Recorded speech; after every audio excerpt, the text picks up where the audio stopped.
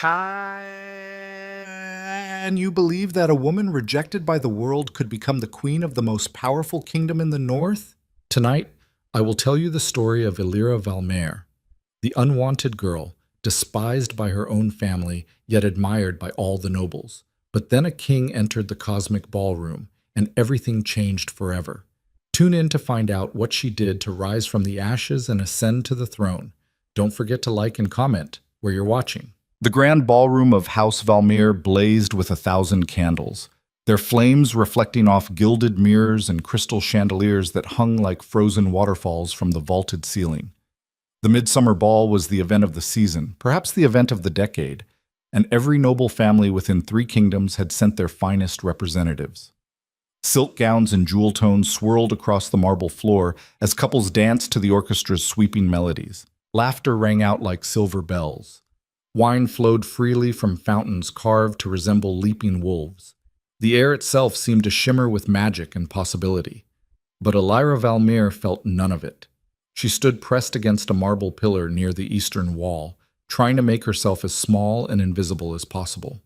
Her gown, a dull gray thing borrowed from a distant cousin who'd outgrown it years ago, hung loose on her slender frame. While every other woman in the room sparkled with diamonds and sapphires, Elira wore no jewelry except a thin silver chain her mother had given her before dying. The chain had been her mother's only possession, and Elira clutched it now like a lifeline. Around her, the nobles of House Valmir held court with visiting dignitaries. Her father, Lord Aldrich Valmir, stood at the center of a circle of admirers, his chest puffed out with pride as he gestured expansively. Beside him, draped in emerald silk that matched her eyes, was Celindra, Elira's older sister and the acknowledged jewel of the family. Celindra was everything Elira was not. Tall where Elira was average, voluptuous where Elira was slim, confident and commanding where Elira was quiet and reserved. Most importantly, Celindra had shifted into her wolf form on her 16th birthday, as all proper wolves did. The transformation had been magnificent, witnesses said, a sleek golden wolf with eyes like green fire. Elira had never shifted at all. At 22 years old, she remained locked in human form, unable to access the wolf that should have been her birthright. In a society where one's wolf determined one's worth, this made her less than nothing. An embarrassment, a stain on the family honor. There you are, sister. Cylindra's voice cut through Elira's thoughts like a blade. Hiding in the shadows as usual, how perfectly appropriate. Elira looked up to find Cylindra gliding toward her, 3 other noble ladies trailing in her wake, like ladies-in-waiting attending a queen. Their smiles were sharp and cruel. "I'm not hiding," Elira said quietly. "I'm simply staying out of the way." "Oh, but that's precisely what hiding is, darling." Cylindra's laugh was like breaking glass. "Though I can't blame you. If I were dressed in that tragic excuse for a gown, I'd hide too." The other ladies tittered. One of them, Lady Morgana from House Blackthorn, leaned in conspiratorially. "Is it true she still hasn't shifted? At her age?" "It's true," Cylindra confirmed with mock sadness. "Poor Elira. 22 years old and still no wolf. Father had her examined by 3 different shamans, you know. They all said the same thing. There's something fundamentally broken inside her." The words struck Elira like physical blows, but she kept her expression carefully neutral. She'd learned long ago that showing pain only encouraged them. "How tragic," murmured another lady, though her eyes gleamed with malicious delight. "No wonder no one's asked her to dance." "No one would dare," Cylindra said airily. "Can you imagine the scandal of being seen with her? Why, it would be social suicide. Even the lowest-ranking wolves won't touch her. I heard that Marcus Greystone, you know, the baker's son, actually ran away when father suggested a match." This was true, though the truth was more complicated. Marcus Greystone had been a kind boy who'd shown Elira genuine friendship when they were children, but when Lord Aldrich had proposed a marriage alliance, clearly desperate to marry off his defective daughter to anyone who would take her, Marcus's parents had rejected the offer immediately. A half-blood for their promising son? Never. The memory still burned. "Perhaps she's not meant to have a mate at all," Lady Morgana suggested. "Perhaps nature itself is rejecting her." "Oh, I'm certain of it," Cylindra purred. She turned to face Elira directly, her beautiful face twisted with contempt. "Tell me, sister, How does it feel to be the girl no one wants? To be so fundamentally unworthy that not even common wolves will have you? Alira's fingers tightened on her mother's necklace. She could feel the eyes of nearby nobles turning toward them, sensing drama. The music seemed to fade. A hush was falling over their section of the ballroom. "I don't need anyone to want me," Alira said, her voice low but steady. "I'm content as I am." "Content?" Cylindra's laugh rang out again, louder this time. She was performing now, ensuring everyone could hear. "You're content to be a family embarrassment? Content to bring shame on the Valmir name? Content to be nothing?" "That's enough, Cylindra." "No, I don't think it is enough." Cylindra's voice rose, carrying across the ballroom. Heads were turning now, conversations dying. "I think it's time everyone here understood exactly what you are. You're not a wolf. You're barely even human. You're a mistake, a cosmic joke, and the kindest thing you could do for this family would be to disappear entirely." The words hung in the air like poison. Alira felt her cheeks burning, felt the weight of 100 stares pressing down on her. She wanted to run, to flee this nightmare, but her legs wouldn't move. She was frozen, pinned in place by humiliation. Then something shifted in the air. It was subtle at first, just a change in the quality of the silence. The kind of hush that falls when something dangerous enters a room. Alira felt it before she understood it, a prickling along her spine, a sudden warmth spreading through her chest, an invisible thread pulling her attention toward. The doors at the far end of the ballroom swung open. Every head turned. A man stood framed in the doorway, and the word man somehow seemed insufficient to describe him. He was tall, taller than any person Alira had ever seen, with broad shoulders that seemed to fill the space. He wore black from head to toe, black coat, black vest, black trousers, all tailored perfectly to his powerful frame. His hair was dark as midnight, swept back from a face that could have been carved from granite. Sharp cheekbones, strong jaw, eyes that even from across the room seemed to glow with an inner fire. But it was the way he moved that truly set him apart. Each step was controlled, purposeful, predatory. He walked like someone who'd never had to hurry, never had to please, never had to bow to anyone or anything. The crowd parted before him instinctively, nobles stepping back without quite knowing why, their wolves recognizing something their human minds couldn't quite process. This was an apex predator, walking among lesser creatures. "By the moon," someone whispered nearby. "That's him. That's King Darius." The name rippled through the ballroom like a shockwave. King Darius Thorn, the Alpha King of the Northern Dominions. Ruler of the most powerful wolf kingdom in the known world. A man so dangerous, so powerful, that even speaking his name without proper deference was considered reckless. Alira had heard the stories, of course. Everyone had. They said he'd killed his own father in single combat to claim the throne. They said he could shift faster than thought, that his wolf form was enormous and terrible to behold. They said he'd never been bested in battle, never shown mercy to his enemies, never bent knee to any authority but his own will. They also said he'd rejected every potential mate presented to him. Dozens of noble daughters, each more beautiful and accomplished than the last, had been paraded before him over the years. He'd dismissed them all without a second glance. And now he was here, at House Valmir's midsummer ball. Lord Aldrich recovered first, rushing forward with a deep bow. "Your Majesty, what an unexpected honor. We had no idea you would grace us with your presence tonight. If we had known, we would have prepared a proper reception." "I don't require receptions," Darius said, his voice deep and resonant. It carried across the silent ballroom without him having to raise it.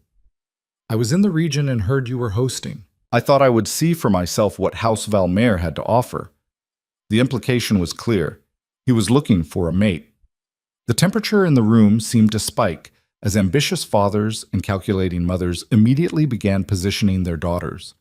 Cylindra, Alira noticed, had gone perfectly still, her eyes fixed on the king with naked hunger. "Of course, Your Majesty." Lord Aldrich was practically trembling with excitement. "Please, allow me to introduce you to the finest ladies of—" But Darius was no longer looking at Lord Aldrich. His gaze was sweeping across the ballroom, those burning eyes examining each face, each form, with the intensity of a hunter selecting prey. Noble daughters straightened their spines, pushed out their chests, arranged their faces into their most alluring expressions. Cylindra, among them, Elira noticed, had somehow managed to position herself directly in the king's line of sight. But his eyes kept moving, kept searching, until they found Elira. The moment their gazes met, the world seemed to tilt on its axis. That warmth in Elira's chest, the one she'd felt when he first entered, suddenly blazed into something bigger, something overwhelming. It was like a rope had been tied around her heart, and someone was pulling it tight, drawing her inexorably toward this stranger across the room. No, not a stranger. Somehow, impossibly, he felt familiar, like coming home after a long journey, like finding something she hadn't known was lost. Darius's expression didn't change, but something flickered in those dark eyes. Recognition, understanding, and beneath it all, a fierce possessiveness that made Elira's breath catch. He began walking toward her. The crowd parted like water before a ship's prow. Elira could hear the gasps, the confused whispers, could feel Cylindra's shock and rage like heat radiating from the sun, could see her father's face shifting from excitement to confusion to dawning horror as he realized who the king was approaching. Not the golden daughter in emerald silk, the broken one in borrowed gray. Darius stopped directly in front of Elira. Up close, he was even more intimidating and more magnificent. His presence was overwhelming, a force of nature contained in human skin. The scent of him filled her nose, pine and smoke and something wild and dangerous. "What is your name?" His voice was softer now, meant only for her. Elira's mouth had gone dry.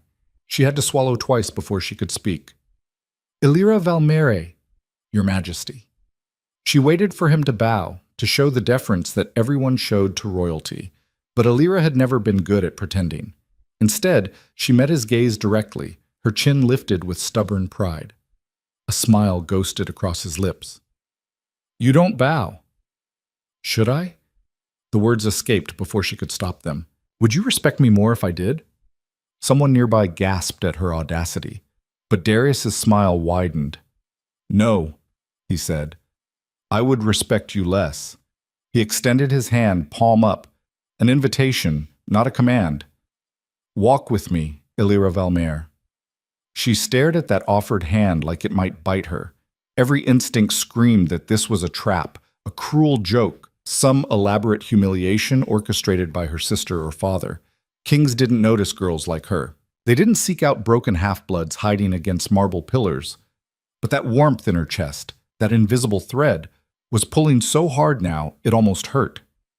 Before she could talk herself out of it, Elira placed her hand in his.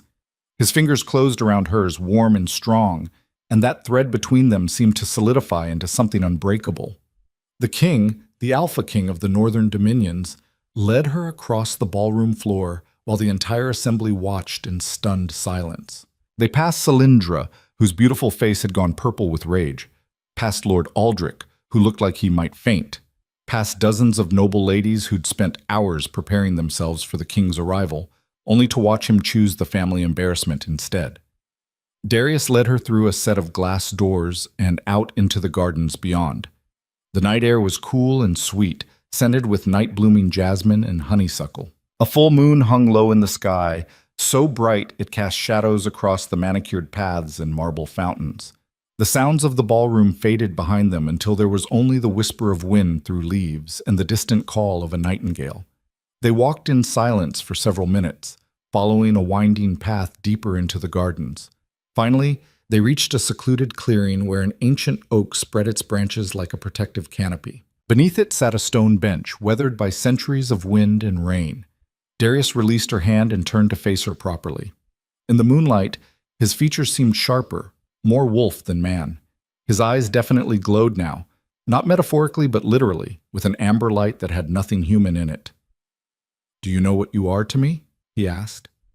Elira's heart was pounding so hard she was sure he could hear it. "No, Your Majesty. My name is Darius, and you—" He took a step closer. "You are my mate." The word hit her like a thunderbolt. Mate. The bond that wolves spoke of in hushed, reverent tones. The connection between souls that transcended choice or logic. The partnership that made two beings into one unified force. "That's impossible," Elira whispered. I can't." "You felt it too." It wasn't a question. When I entered the ballroom, when our eyes met, you felt the bond awakening. She had. She couldn't deny it. That warmth, that pulling sensation, that bone-deep certainty that this man was important, necessary, vital. But I'm nothing, she said, hating how her voice cracked. I'm broken. I can't shift. You are mine.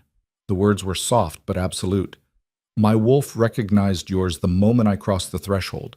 It doesn't matter that you haven't shifted yet. The bond is older than form, deeper than magic. Your soul called to mine. This doesn't make sense. Elira's mind was reeling. You're a king. You could have anyone. Why would fate choose someone like me? Darius studied her for a long moment, his glowing eyes seeming to see straight through to her core. Tell me something true, he said finally. Something no one else here would say. Something you've never told anyone. The request was so unexpected that Elira answered before she could think better of it. I'm glad I can't shift, she said. The words tumbled out in a rush, like poison she'd been holding in for years. Everyone says it makes me broken, but the truth is, I'm terrified of what I might find if I could. What if I look inside and there's nothing there? What if I'm just empty? At least this way I can tell myself maybe there's something worth finding if I shifted and found nothing. She trailed off, unable to finish. Silence fell between them. Elira braced herself for mockery, for rejection, for confirmation that she truly was as pathetic as everyone said. Instead, Darius reached out and cupped her face in his hands. His palms were warm and calloused, strong enough to crush stone but infinitely gentle against her skin. I have stood in rooms full of nobility, he said quietly, and heard nothing but lies. Flattery masquerading as truth, ambition dressed up as devotion, pretty words with rot underneath. His thumbs traced her cheekbones, and something in his expression softened. But you just spoke more truth in 30 seconds than I've heard in 30 years. I don't understand. No one ever talks to me like I'm just a man, Darius said. They see the crown, the power, the throne. They tell me what they think I want to hear. They perform and posture and pretend. His eyes bored into hers. But you looked at me and saw what? Not a king? A person, Elira whispered. Just a person who seemed sad. Something flickered across his face, surprise perhaps, or pain quickly hidden. Sad? Lonely, she amended. Like you were searching for something you'd lost. For a long moment, he didn't speak, then, I've been searching for you my entire life. I just didn't know it until tonight. The sincerity in his voice made her chest ache. This couldn't be real. Things like this didn't happen to girls like her. Yet here she stood, the moon painting silver highlights in a king's dark hair, his hands cradling her face like she was something precious. I don't know how to be what you need, she confessed. I'm not like the others. I'm perfect, he interrupted. You're perfect. I'm broken. You're whole. His voice was firm now, commanding. Whatever lies they've told you, whatever poison they've poured in your ears, forget it. I know what you are, Elira Valmere. I can feel it in every fiber of my being. You are strong. You are worthy. And you are mine. The possessiveness in that last word should have frightened her, should have raised every defensive wall she'd built over years of rejection and humiliation. But instead, it made her feel safe, protected, claimed in a way that had nothing to do with ownership and everything to do with belonging. What happens now? She asked. A slow smile curved his lips, the first real smile she'd seen from him. It transformed his harsh features into something approaching warmth. Now, he said, we go back inside, and I introduce you to that ballroom full of wolves as exactly what you are. What am I? Mine, he said again, then softer. My mate, my future queen, the woman who will stand beside me and rule the northern dominions. Queen. The word was so absurd it almost made her laugh. Her, Elira Valmere, the girl no one wanted, the family embarrassment, the defective wolf who couldn't shift. A queen? They'll never accept it, she said. My family, the other nobles, I don't care. The gentleness vanished from his expression, replaced by something hard and dangerous. Let them object. Let them rage and plot and scheme. The bond between mates is sacred and absolute. No law, no custom, no tradition can break it. You are mine by right of fate itself. But do you want this? He cut her off, his eyes searching hers. Tell me true, Elira. Do you want to leave this place? Leave the people who've spent your whole life making you feel worthless? Come with me and see what you might become without their poison in your veins. It was the easiest question anyone had ever asked her. Yes, she breathed. Yes, I want that. Then take my hand, Darius said, offering it to her once more. And let's go show them what happens when a king chooses his mate. She took his hand, and together they walked back toward the ballroom. But they only made it halfway across the garden before her father came storming down the path, his face purple with rage and what might have been fear. Elira! Lord Aldrich's voice cracked like a whip. Get away from His Majesty this instant! You're embarrassing the family! Darius stopped walking. His grip on Elira's hand tightened protectively. Lord Aldrich, he said, his voice cold enough to frost glass, I suggest you choose your next words very carefully. But Lord Aldrich was too angry or too stupid to heed the warning. He grabbed Elira's free arm and tried to yank her away from the king. Forgive her, Your Majesty. My daughter doesn't understand her place. She shouldn't have bothered you. Release her. The command was soft, deadly. Lord Aldrich's hand fell away as if burned. He stared at the king with dawning horror, finally understanding that he'd crossed a line he couldn't uncross.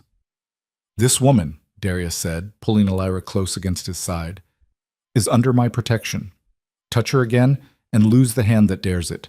Disrespect her again and lose the tongue that speaks it. Am I understood? Your Majesty, Lord Aldrich stammered, there's been some mistake. Elira is not worthy of your attention. She's defective, broken. She is my mate. The words fell into the garden like stones into still water, sending ripples of consequence in all directions. Lord Aldrich's mouth opened and closed soundlessly, his face cycling through shock, disbelief, and finally, calculating greed. Your mate, he repeated slowly. My daughter is... You're saying that Elira is your fated mate? I don't repeat myself, Lord Aldrich. A smile began spreading across Lord Aldrich's face, a terrible smile full of sharp teeth and sharper ambitions. Of course! Yes, of course she is. I always knew there was something special about Elira. Why, I was just telling the other nobles. You were telling them she was an embarrassment, Elira said quietly. The anger was building in her chest now, hot and righteous. You've spent my entire life telling me I was worthless, broken, a stain on the family name. Now, Lord Aldrich's voice turned oily. You misunderstood, my dear. A father must be hard sometimes, must push his children to be better. You tried to marry me off to anyone who would take me, Elira continued, her voice growing stronger. You told Marcus Greystone's parents I was desperate. You offered them money to take me off your hands. Lord Aldrich's smile faltered. Elira, you're being dramatic. You told me I should disappear, she said. That the kindest thing I could do was stop existing. I never... You did. The voice came from behind Lord Aldrich, and everyone turned to find Cylindra standing at the edge of the garden, her emerald gown glowing in the moonlight. But there was no triumph in her expression now, only calculation. Father said those exact words last month. I was there. She walked forward, her movements graceful despite the tension crackling through the air. When she reached them, she curtsied deeply to Darius, a perfect courtier's bow that managed to display her cleavage while maintaining plausible deniability. Your Majesty, she purred, what a delightful surprise. Though I must confess, I'm confused. Surely there's been some mistake about dear Elira being your mate. She's not even a full wolf, you see. Her mother was human. The revelation hung in the air like a blade. Elira felt the blood drain from her face. This was it, the secret her family had guarded for years, the truth that explained everything, her inability to shift, her status as an outsider. The reason even common wolves wouldn't have her. She was half-blood, an abomination in a society that prized pure wolf lineage above all else. Is this true? Darius asked, his voice carefully neutral. Elira couldn't speak. She could only nod, waiting for the inevitable rejection, for him to realize his mistake, to understand that fate couldn't possibly have bound him to someone so fundamentally flawed. Good, Darius said. Everyone froze. Good? Cylindra repeated incredulously. Your Majesty, perhaps you don't understand. She's half human. Tainted blood. She can't even shift. She's completely unsuitable to be— Let me make something very clear, Darius interrupted, his voice dropping to a dangerous growl. The air around him seemed to shimmer as his power rose to the surface. I don't give a damn about bloodlines. I don't care if she's half human, quarter human, or no human at all. The mate bond recognizes souls, not genealogy. My wolf chose hers. That makes her more suitable to be my queen than every pure-blood noble in this entire kingdom combined. Cylindra's face went white, then red. But the traditions can burn, Darius said flatly. I am the Alpha King. I make the traditions. And I say that Elira Valmare is my mate, my chosen queen, and anyone who has a problem with that can take it up with my wolf. The threat was unmistakable. Cylindra stumbled back, her confidence crumbling. Lord Aldrich looked like he might be sick, his dreams of social climbing through Cylindra evaporating in the face of this new reality. Now, Darius continued, turning back toward the ballroom, shall we make this official? I believe there's a room full of nobles who need to understand how things stand. They walked back into the ballroom as a group, Darius and Elira in the lead, Lord Aldrich and Cylindra trailing behind like prisoners being led to execution. Word of what had happened in the garden had already spread somehow. The entire assembly stood waiting, arranged in a loose circle, their faces painted with everything from shock to horror to barely concealed glee at the scandal. Darius led Elira to the center of the floor, then turned to address the crowd. I came here tonight seeking my mate, he announced, his voice carrying to every corner of the vast room. I have found her. Elira Valmare is mine by right of the sacred bond. She will be my queen, and you will show her the respect that position demands. Murmurs rippled through the crowd. Elira could feel the stares, could sense the judgment and disbelief. But Darius's hand was warm in hers, his presence beside her like a wall against the storm. Then he did something that made the entire room gasp. He knelt before her. The Alpha King, the most powerful wolf in the northern dominions, knelt at her feet and looked up into her eyes. Elira Valmare, he said, loud enough for everyone to hear, I offer you my heart, my throne, and my protection. I ask you to be my mate, my queen, my partner in all things. Not because you have to, not because of duty or tradition or obligation, but because you choose it, because you choose me. Tears were streaming down Elira's face now, though she couldn't say when they'd started. Every eye in the ballroom was on her, every ear straining to hear her response. This was the moment, the choice that would define the rest of her life. She could say no, could refuse the king and go back to her quiet, invisible existence, could spare herself the scrutiny, the pressure, the impossible weight of a crown. Or she could say yes, could step into the unknown with this fierce, lonely man who'd crossed a crowded ballroom for the girl nobody wanted. Yes, she whispered, then louder. Yes, Darius Thorne, I choose you. He rose in one fluid motion and pulled her into his arms. The kiss he gave her was not gentle or tentative. It was claiming, possessive, absolute. A declaration to every wolf in that room that she was his and he was hers, and nothing in heaven or earth would change that. The bond between them flared to life, no longer just a thread but a blazing rope of light and power connecting their souls. Elira gasped into his mouth as she felt him, settling into the deepest parts of her being, filling spaces she hadn't known were empty. When they finally broke apart, the ballroom was dead silent. Then slowly, one by one, the nobles began to bow. They had no choice. The Alpha King had made his choice, and the bond was undeniable. To reject it would be to reject the fundamental laws that governed their world. Even Cylindra bowed, though her face was twisted with hate. Even Lord Aldrich, though he looked like he was choking on glass. Only Elira remained standing tall, her hand clasped in Darius's, her borrowed gray gown suddenly looking less like a mark of shame and more like a statement of defiance. She had been the girl no one wanted. Now she was the woman a king chose, and everything was about to change. The journey north began at dawn. Elira stood in the courtyard of House Valmare, watching servants load trunks and supplies onto carriages bearing the royal crest, a silver wolf against a field of midnight blue. The morning air was crisp and cold, carrying the scent of pine from the distant mountains that marked the border of the northern dominions. She'd barely slept, her mind spinning with everything that had happened in the space of a single night. She was leaving. Actually leaving the only home she'd ever known, riding away with a man she'd met mere hours ago to become queen of a kingdom she'd never seen. It was madness. It was freedom.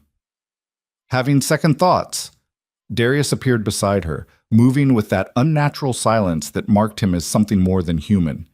He wore traveling clothes now, dark leather and fur that made him look every inch the northern warrior king. His eyes, still glowing faintly in the early light, studied her with an intensity that made her stomach flutter. "No," Alara said honestly. "Should I be?" A ghost of a smile touched his lips. "Most would be. You're leaving everything familiar for an uncertain future with a stranger." "You're not a stranger," she said. The words felt true, even if she couldn't quite explain why. The bond between them hummed constantly now, a warm presence at the edge of her awareness. She could feel his emotions like shadows, concern, protectiveness, and underneath it all, a fierce possessiveness that should have frightened her, but instead made her feel cherished. And nothing about my old life was worth keeping. Your family didn't come to see you off. It wasn't a question. They both knew Lord Aldrich and Cylindra had retreated to their chambers after the ball, too humiliated to face the consequences of their cruelty. The other nobles had whispered and speculated until the early hours, dissecting every detail of the night's scandal. "Good," Elira said firmly. "I have nothing to say to them." Darius reached out and tucked a strand of hair behind her ear, the gesture surprisingly gentle from such a fearsome man. "You're stronger than you know." Before she could respond, a commotion erupted at the courtyard gates. Voices raised in argument, the clatter of hooves on stone. Elira turned to see a group of riders forcing their way past the guards. 5 men in the colors of different noble houses, their faces set with grim determination. "Your Majesty!" The leader dismounted swiftly, a barrel-chested man with iron-gray hair that Elira recognized as Lord Cassian of House Ironwood. "We must speak with you before you depart." Darius's expression went cold and flat. "Make it quick." Lord Cassian glanced at Elira, then back to the king. "Perhaps this conversation would be better held in private. Anything you have to say to me, you can say in front of my mate." The words were clipped, dangerous. "Speak or get out of my way." The nobleman's jaw tightened, but he nodded. "Very well. We've come to formally protest your choice of queen. We represent 12 of the most powerful houses in the northern dominions, and we are united in our concern." "Concern," Darius repeated flatly. "About what exactly?" "About placing a half-blood on the throne." Lord Cassian's voice was blunt, matter-of-fact, as if he were discussing crop yields rather than Elira's worth as a person. "We understand the mate bond is sacred, Your Majesty, but there are ways to honor it without granting her a crown. Take her as a consort, give her a place at court. But the queen must be pure-blooded, from established lineage." "No!" The word cracked through the courtyard like a whip. The temperature seemed to drop 10 degrees as Darius's power rolled off him in waves. Several of the visiting nobles' horses shied nervously, sensing the predator among them. "I wasn't asking permission," Darius continued, his voice soft and deadly. "I was informing you of reality. Elira Valmare is my mate. She will be my queen. Those facts are not negotiable." "But Your Majesty," another noble spoke up, Lord Brennan of House Stormclaw, his weathered face etched with worry. "Think of the precedent this sets. If a half-blood can wear the crown, what message does that send to—" "It sends the message that I care about the bond between souls more than I care about who your grandparents were," Darius interrupted. "Is that a problem for you, Brennan?" The old lord had the grace to look uncomfortable. "It's not about her personally, Your Majesty. I'm sure she's a lovely girl. But the stability of the kingdom depends on tradition, on the old ways." "The old ways?" Darius laughed, and there was nothing kind in the sound. "Let me tell you about the old ways, Brennan. The old ways say that when an alpha king claims his mate, no law of man or wolf can supersede that bond. The old ways say that challenging a king's mate is challenging the king himself. So if you gentlemen are here to challenge me—" He let the sentence hang, his eyes glowing brighter now, his wolf pressing close to the surface. The nobles exchanged glances, and Elira could see the calculation in their eyes. They'd come prepared to pressure him, perhaps even threaten to withdraw their support. But none of them were prepared to actually fight him. Everyone knew how that would end.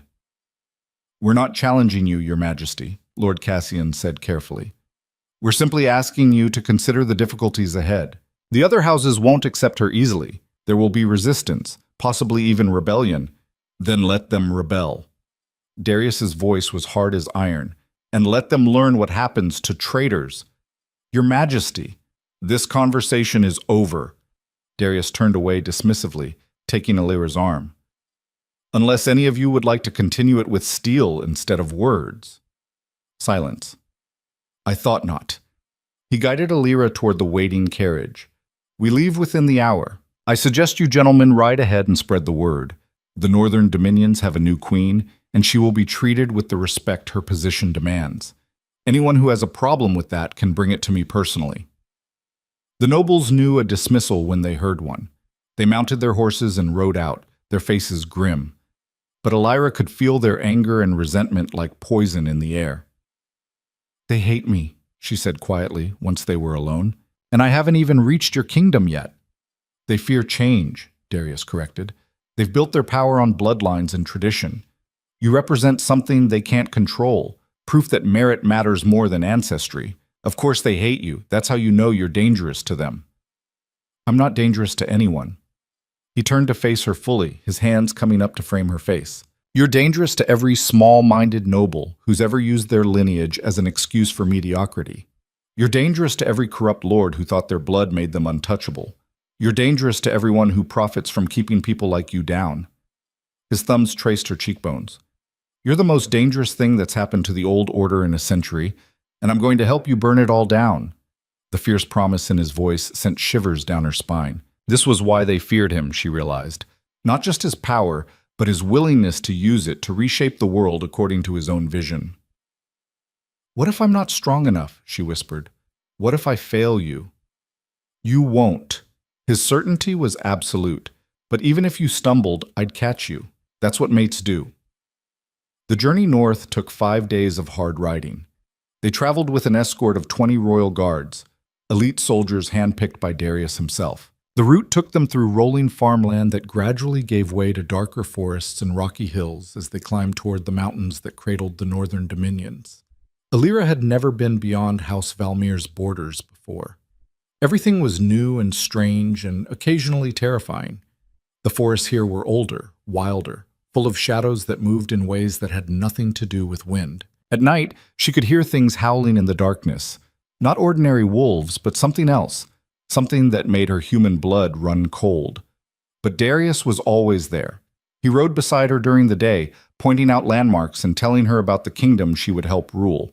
At night, he made sure she had the warmest furs, the best food, the safest position near the fire.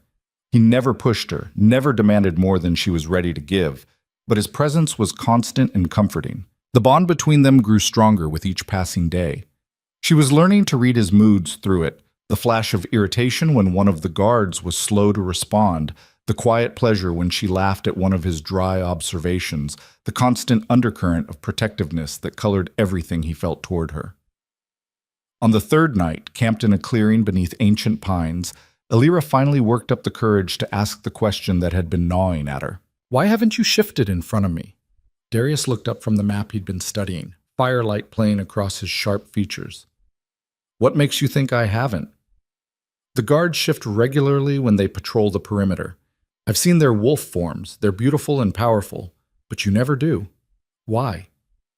He was quiet for a long moment, his gaze fixed on the dancing flames. "Because my wolf is not beautiful," he said finally.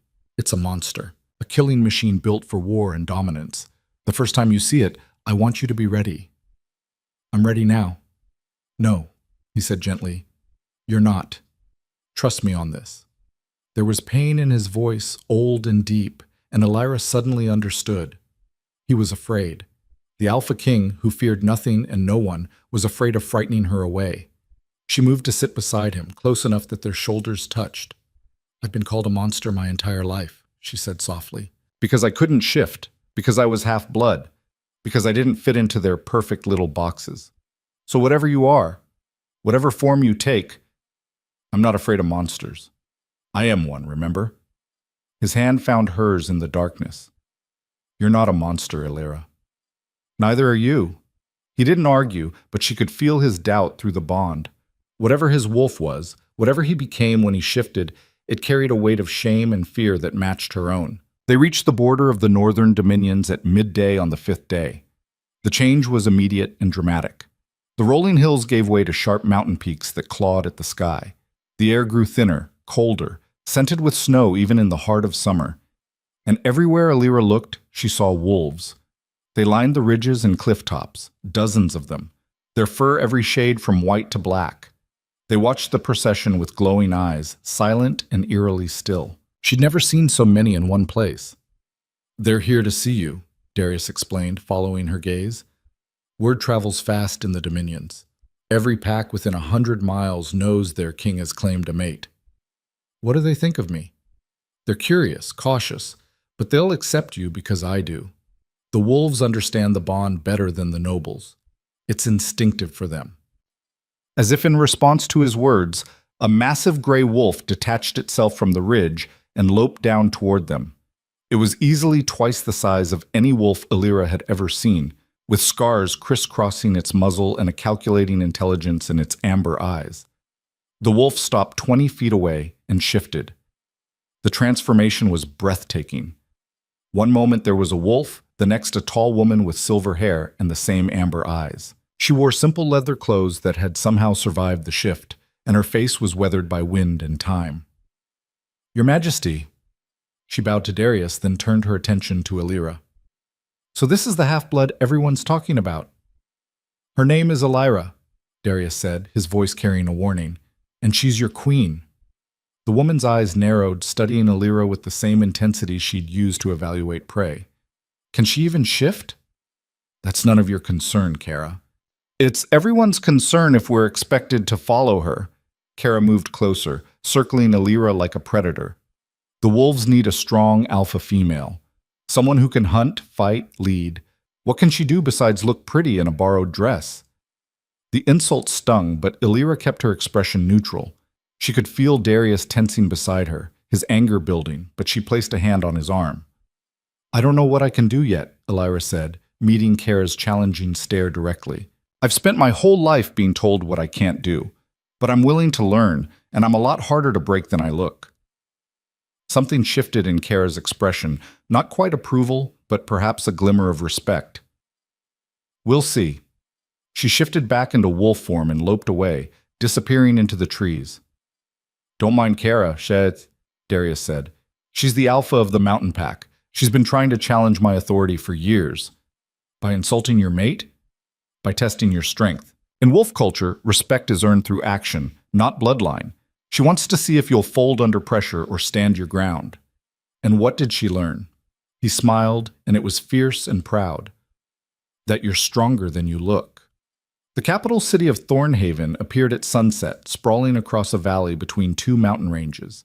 It was nothing like the elegant estates of the southern territories. Here, everything was built for function and defense. Thick stone walls, narrow windows, fortified gates. The buildings climbed the mountainside in terraced levels, connected by steep stone stairs and bridges that seemed to defy gravity. At the highest point, dominating the entire city, stood the royal fortress. It was carved directly into the mountain itself, more cave system than castle, with towers that looked like they'd grown from the living rock. Illyra could see why the northern dominions had never been conquered. This place was impregnable, a stronghold that could withstand any siege. The gates opened as they approached, and the procession rode through streets lined with watching wolves, both human and animal form. The crowd was silent, their faces neutral, but Illyra could feel the weight of their judgment pressing down on her. The whispers started as soon as they passed. That's her? She's so small. I heard she can't shift at all. Half-blood trash. What was the king thinking? She won't last a month. The court will eat her alive. Illyra kept her spine straight and her eyes forward, refusing to show how much the words hurt. Darius rode beside her, his presence a shield against the worst of the hostility. But even he couldn't protect her from everything. The fortress was even more imposing up close. They dismounted in a massive courtyard where guards in silver armor stood at attention. A woman in flowing blue robes waited at the top of the stairs, elderly, with white hair braided in complex patterns and eyes that seemed to see straight through to Alira's soul. "Your Majesty," the woman said, bowing deeply. "Welcome home, and welcome to your guest." "She's not a guest, Morella." Darius's voice was sharp. "She's my mate and your future queen. Prepare the queen's chambers and inform the court that there will be a formal presentation ceremony tomorrow night."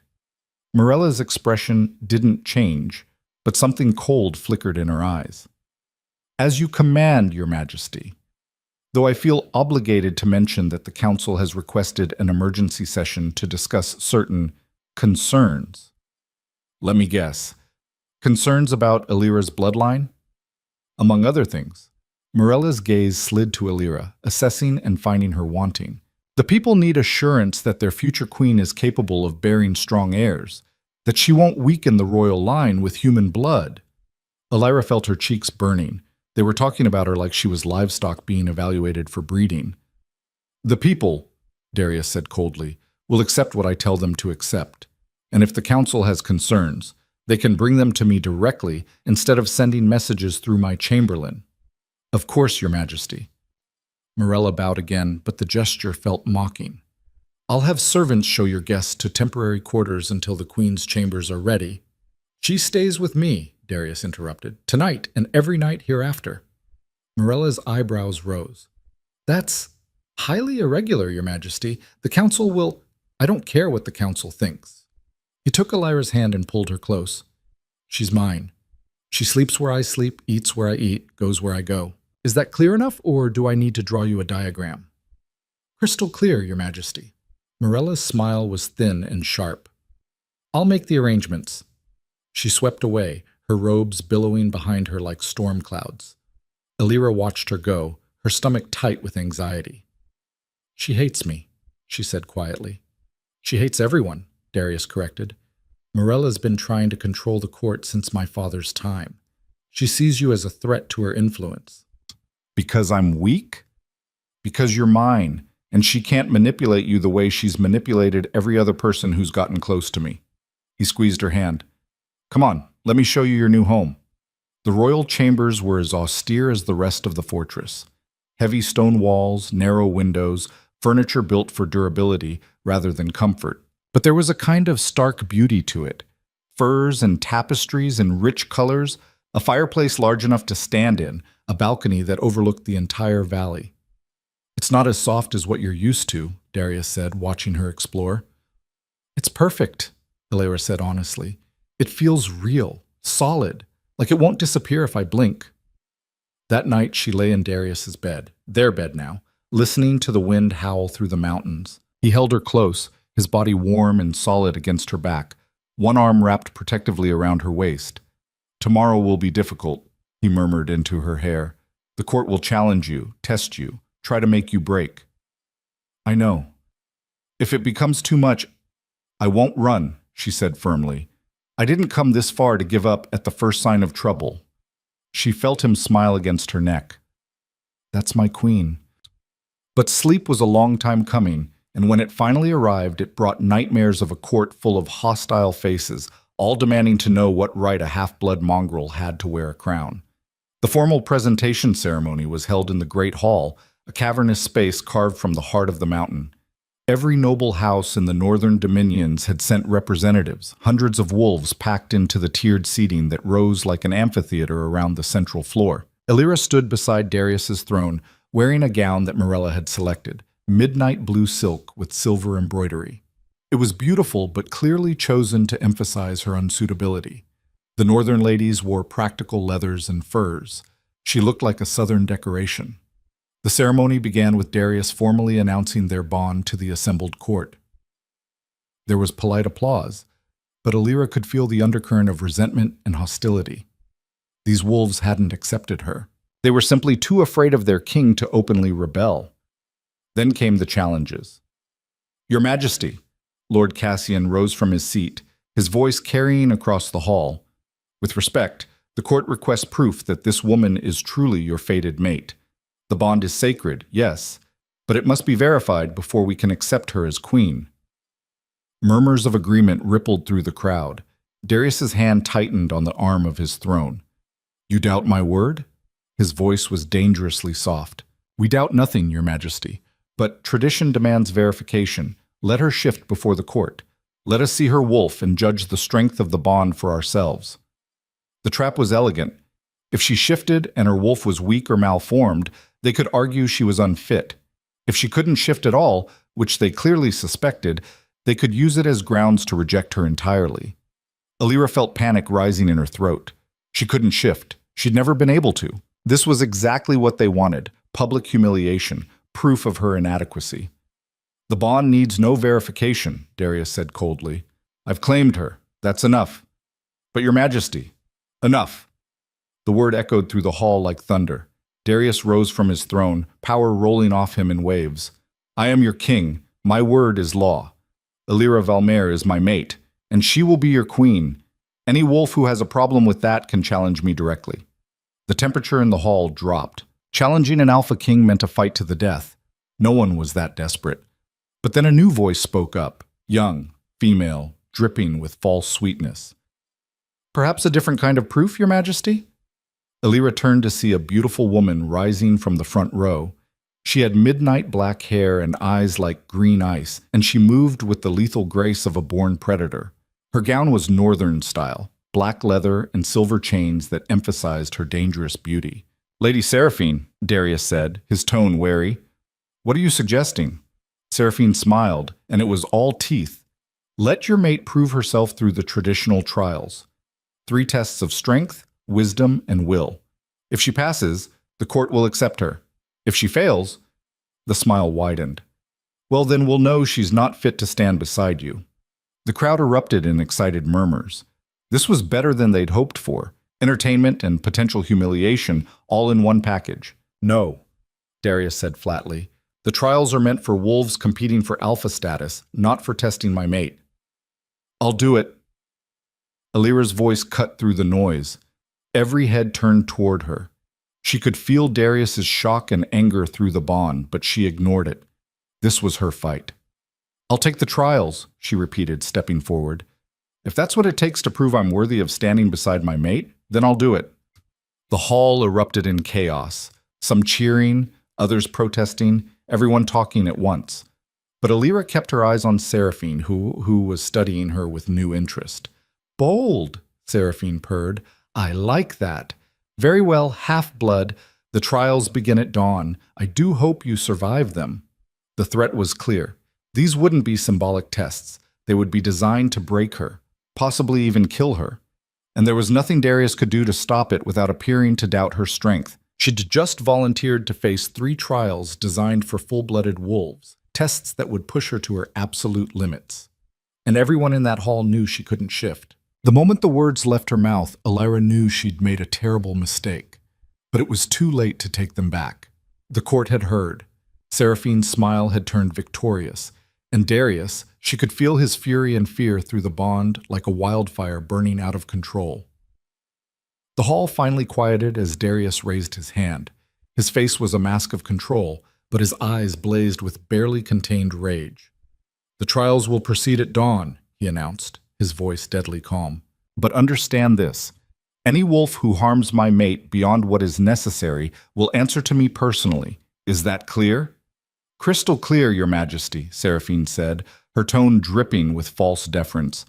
"We would never dream of permanently damaging your precious half-blood. The trials are simply meant to test her worthiness, after all." The emphasis on half-blood sent ripples of laughter through the crowd. Alira felt her cheeks burning, but kept her expression neutral. She would not give them the satisfaction of seeing her break. As the court dispersed, nobles clustered in groups, already placing bets on how quickly she would fail. Alira caught fragments of conversation as she passed. 3 trials? She won't survive the first one. I give her 10 minutes before she's begging the king to call it off. This is going to be entertaining. I haven't seen a proper execution in years. Darius's hand found hers, his grip almost painful in its intensity. He led her from the hall in silence, his jaw clenched so tight she could see the muscle jumping beneath his skin. They made it to their chambers before he exploded. What were you thinking? He whirled on her, his eyes blazing amber. Do you have any idea what you've just agreed to? Those trials are designed to break full-blooded wolves. They're brutal, dangerous. Wolves have died attempting them. I had to do something, Elira shot back, her own anger rising to meet his. They were never going to accept me based on your word alone. You saw them. They need proof. I'm not just some weak human you're keeping as a pet. So you volunteer for a death sentence instead? His hands gripped her shoulders, not rough, but desperate. Elira, you can't shift. How are you supposed to pass trials designed for wolves? I don't know. The admission burst from her like a confession. But what choice did I have? Let them strip me of the title before I ever wore the crown. Watch them force you to choose between me and your kingdom. I would choose you, he said fiercely, every single time. Kingdom be damned. And that's exactly why I can't let it come to that. She cupped his face in her hands, feeling the tension in his jaw. You've spent years building this kingdom, maintaining the peace between the packs. I won't be the weakness that tears it all down. If passing these trials is what it takes to prove I belong beside you, then I'll find a way.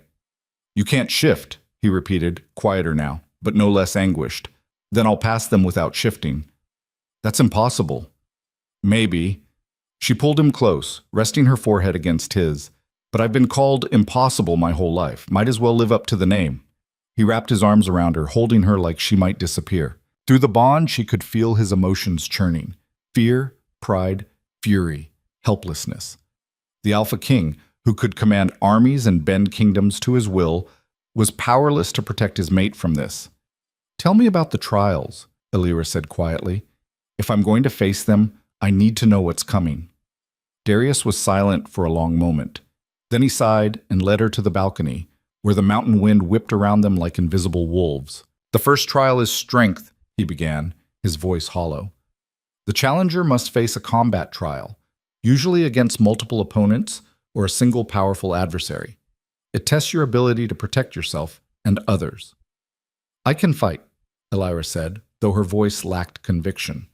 She'd had basic self-defense training, but nothing that would prepare her for combat against trained wolf warriors. The second trial is wisdom, Darius continued. It varies depending on who designs it, but it always involves solving an impossible problem under pressure, making a choice where every option leads to loss. And the third? His expression darkened. The trial of will. The challenger must face their deepest fear, their greatest weakness, and overcome it. It breaks most people, even strong wolves. Elira absorbed this, her stomach twisting into knots. 3 trials, each designed to prove she was worthy of standing beside a king. Each designed for wolves who could shift, who had lifetimes of training and instinct to draw upon. She had none of that. There's something else, Darius said reluctantly. Seraphine will be the trial master. She gets to design each test, set the parameters, judge your success or failure. She hates me. She wants me. His voice was flat. She's been trying to position herself as my mate for years. Your arrival destroyed her plans. She'll make these trials as brutal as she can without technically breaking the rules. Then I'll just have to survive whatever she throws at me. Darius turned to her, his eyes searching hers. Why are you doing this? Really?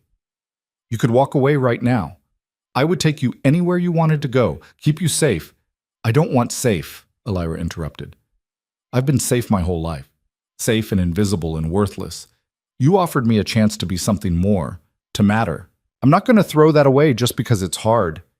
He kissed her then, fierce and desperate, pouring everything he couldn't say into the connection between their lips. When they finally broke apart, his forehead rested against hers. If anything happens to you, he whispered, I will burn this kingdom to ash and scatter it to the winds.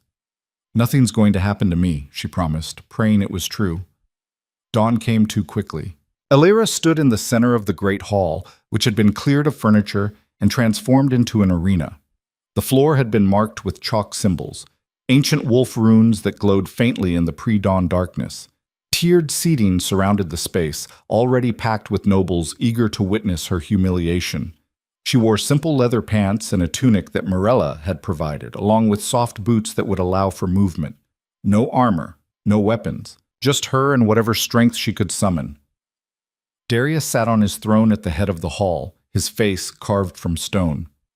But through the bond she could feel him, a constant presence at the edge of her awareness, offering silent support even though he couldn't intervene.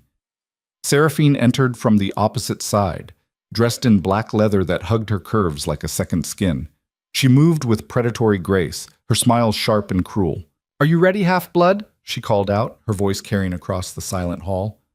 "I'm ready." "Excellent." Seraphine clapped her hands, and 4 wolves stepped out from the shadows. Not human wolves, actual wolves in their animal forms.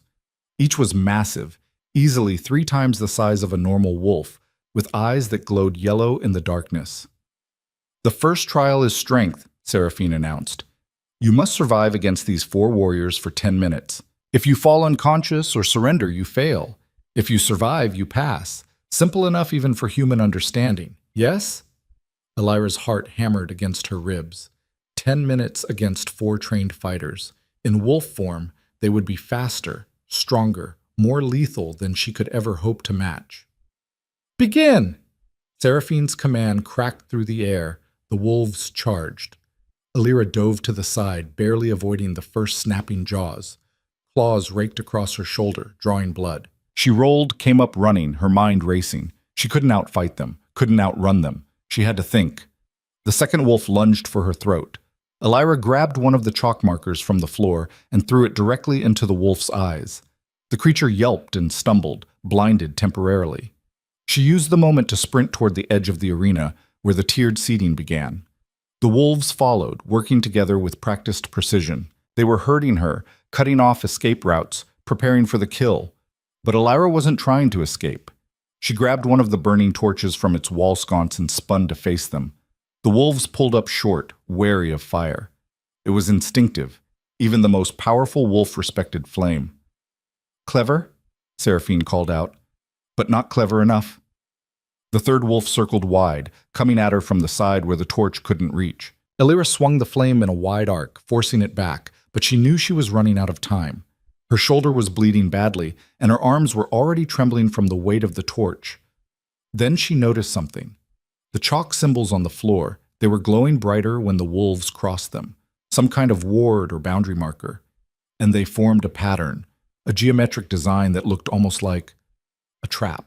Someone had designed this arena with specific pathways, specific zones of power. If she could just figure out the pattern, use it to her advantage. The fourth wolf attacked from behind, slamming into her back with enough force to knock the air from her lungs. She went down hard, the torch rolling away. Teeth closed around her calf, piercing through leather and skin. She screamed, kicking desperately with her free leg. The crowd roared with excitement. They could smell blood now. The end was near. But Elira's mind was still working, still analyzing. The wolf that had bitten her was standing directly on one of the chalk symbols. And when it growled, she could see its form flickering slightly, as if the ward was interfering with its stability. It was weakening them. Not much, but enough. She stopped fighting, let her body go limp. The wolf holding her leg hesitated, confused by the sudden surrender. That moment of hesitation was all she needed. Elira twisted, grabbed a handful of chalk dust from the broken marker nearby, and threw it directly into the wolf's face. As it recoiled, she rolled toward the center of the arena where 3 wards intersected. The wolves followed, converging on her position. But the moment they crossed into that central intersection, their forms flickered more violently. The power in the wards was disrupting their shifted state, making it harder for them to maintain wolf form. "Now!" Elira shouted, though she didn't know why. And then something impossible happened.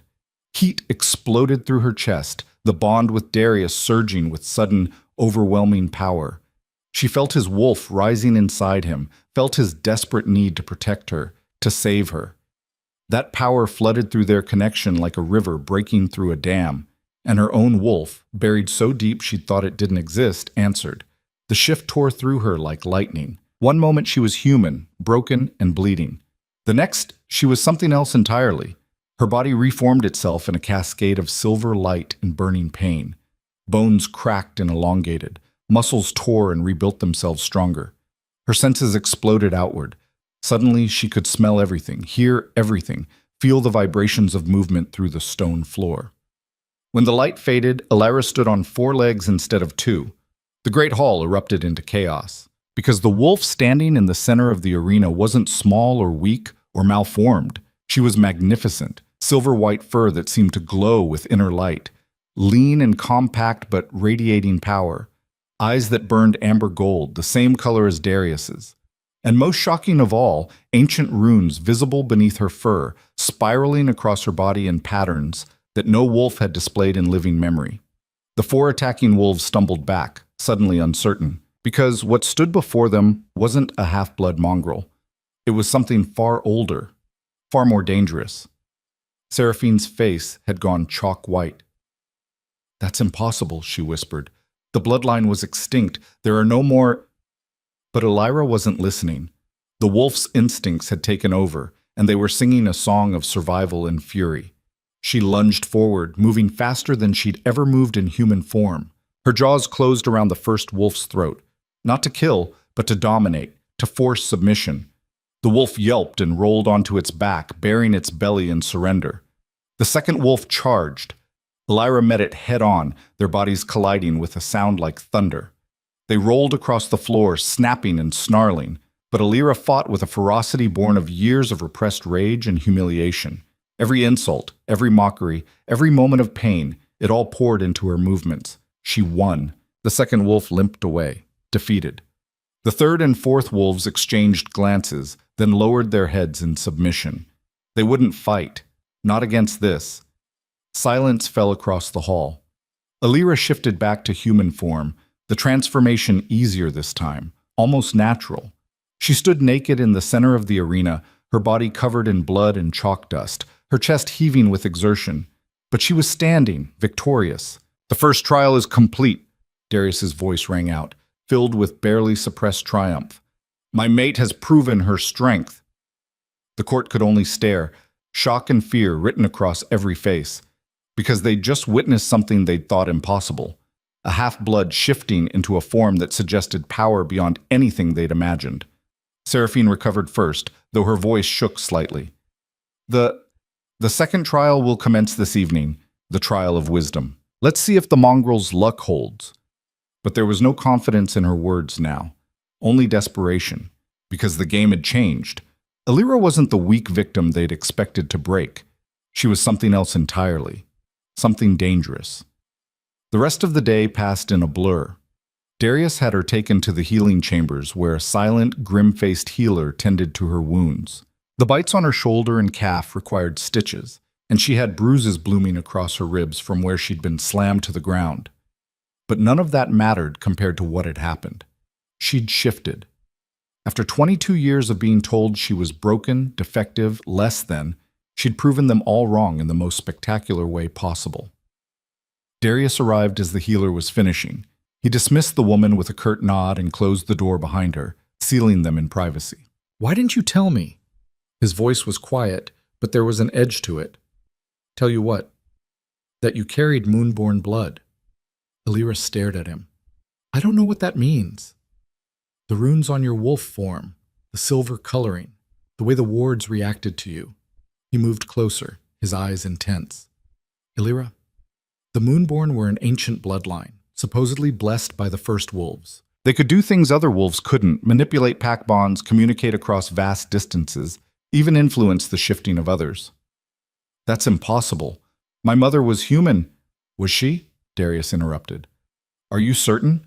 Because what I just witnessed wasn't a half-blood transformation. It was pure moonborn, and that bloodline was supposed to have died out 300 years ago." Elira's mind was reeling. Her mother had died when she was 3 years old. She had only vague memories, kind eyes, gentle hands, a lullaby sung in a language she didn't recognize. Lord Aldrich had told her that her mother was a human servant he'd taken as a mistress, that the shame of his bastard half-blood daughter had driven her to suicide. But what if that was a lie? "My father told me—" "Your father is a politician and a coward," Darius said bluntly. "He'd lie about anything if it served his interests. Elira, think about it. If you carry moonborn blood, if people knew what you really were, the power you might possess, it would make you incredibly valuable, or incredibly dangerous." So he told everyone I was half human to hide what I really am? It's possible. Maybe he didn't even know himself. Maybe your mother hid it from him. Darius cupped her face in his hands. But this changes everything. The court can't dismiss you as a weak half-blood anymore. They've seen what you can become. There was a knock at the door. Mirella entered without waiting for permission, her face pinched with barely concealed disgust. Your Majesty, Lady Seraphine has announced the parameters for the second trial. It will take place in 1 hour in the council chamber. What's the trial? Darius demanded. Mirella's smile was cold. A test of wisdom and judgment. The challenger must solve an impossible dilemma, make a choice that proves she has the wisdom to rule. She turned to Elira. I do hope you're clever enough, dear. This trial doesn't test strength, it tests the soul. She swept out, leaving Elira with a growing sense of dread. An hour later, Elira stood in the council chamber, a smaller, more intimate space carved into the mountain's heart. The nobles were packed in tight, their faces eager and cruel. They'd been shocked by her shift, yes, but they still wanted to see her fail. Seraphine stood at the center of the room beside a strange contraption, a wooden frame holding 2 cages. Each cage contained a person. On the left was a young girl, perhaps 8 years old, with tangled blonde hair and terrified blue eyes. She wore the simple clothes of a servant or commoner. On the right was an elderly man, gray-bearded and dignified despite his imprisonment. He wore the colors of House Stormclaw, Lord Brennan's family crest visible on his tunic. The second trial, Seraphine announced, her voice carrying across the silent chamber, tests your wisdom and judgment, your ability to make impossible choices for the good of the kingdom. She gestured to the cages. On your left, a child, innocent, blameless, with her whole life ahead of her. On your right, Lord Brennan's eldest son, a man of importance, education, and noble blood. A man who could serve this kingdom for decades to come. Elira's stomach clenched. She could see where this was going. Both cages are rigged, Seraphine continued, pulling a lever. Above each cage, a massive blade descended, stopping just inches above each prisoner's head. In exactly 5 minutes, both blades will fall. You can save only one. Choose the child, and you condemn a valuable nobleman. Choose the nobleman, and you murder an innocent child. This is insane, Elira breathed. This is ruling, Seraphine countered. Every day a queen must make impossible choices, sacrifice the few for the many, choose between competing goods. Get it wrong, and people die. So choose half-blood. Show us your wisdom. The crowd leaned forward, eager to see how she would fail, because there was no right answer. Choose the child, and the nobles would call her soft, emotional, unfit to make hard decisions. Choose the nobleman, and she'd be a monster who valued rank over innocence. Either way, she lost. Elira looked at both prisoners. The child was crying silently, her small hands gripping the bars. The nobleman watched her with calculating eyes, as if already judging whether she would save him. 4 minutes, Seraphine announced. Elira's mind raced. There had to be a way out, some solution she wasn't seeing. Then she noticed something. The mechanism controlling the blades was complex, yes, but it all converged on a single fulcrum point, a central pivot that controlled both blades simultaneously. The trial was rigged, designed to be impossible, but what if she refused to play by their rules? 3 minutes. Elira walked calmly to the mechanism, ignoring Seraphine's surprised expression. She examined it closely, following the chains and gears with her eyes. What are you doing? Seraphine demanded. You have to choose. No, Elira said quietly. I don't. Before anyone could stop her, she grabbed the central chain and pulled with all her strength. The mechanism groaned, fighting her, but she'd shifted once today already. Her body was stronger than it had been this morning, still humming with residual power from the transformation. The chain snapped. Both blades froze in place, their descent halted by the broken mechanism. The chamber erupted into chaos. She cheated, someone shouted. The trial is invalid. She was supposed to choose. But Darius was laughing, a deep, genuine sound that cut through the noise. He rose from his seat, his eyes blazing with pride and triumph. She did choose, he announced. She chose to save both, to refuse the false dilemma you presented. That's not cheating, that's wisdom. But, Your Majesty, Seraphine began. A wise ruler, Darius continued, his voice carrying absolute authority, knows when to follow the rules and when to break them, when to accept limitations and when to shatter them. My mate just proved she understands that principle better than anyone in this room. He looked at the assembled nobles with cold satisfaction. The second trial is complete. Elira has passed. Seraphine's face had gone purple with rage, but she couldn't argue. The rules said the challenger had to show wisdom. Elira had done exactly that, just not in the way anyone expected. Guards released both prisoners, who stumbled from their cages. The child ran to Elira, wrapping her arms around her waist. "Thank you," she whispered. "Thank you, my lady." Elira hugged her back, feeling something warm and protective bloom in her chest. This was why she was doing this. Not for the crown or the power, but for the chance to protect people like this child, people who deserved better than they'd been given. The nobleman approached more slowly, his expression thoughtful. "That was unexpected," he said. "Most would have chosen me, the practical choice."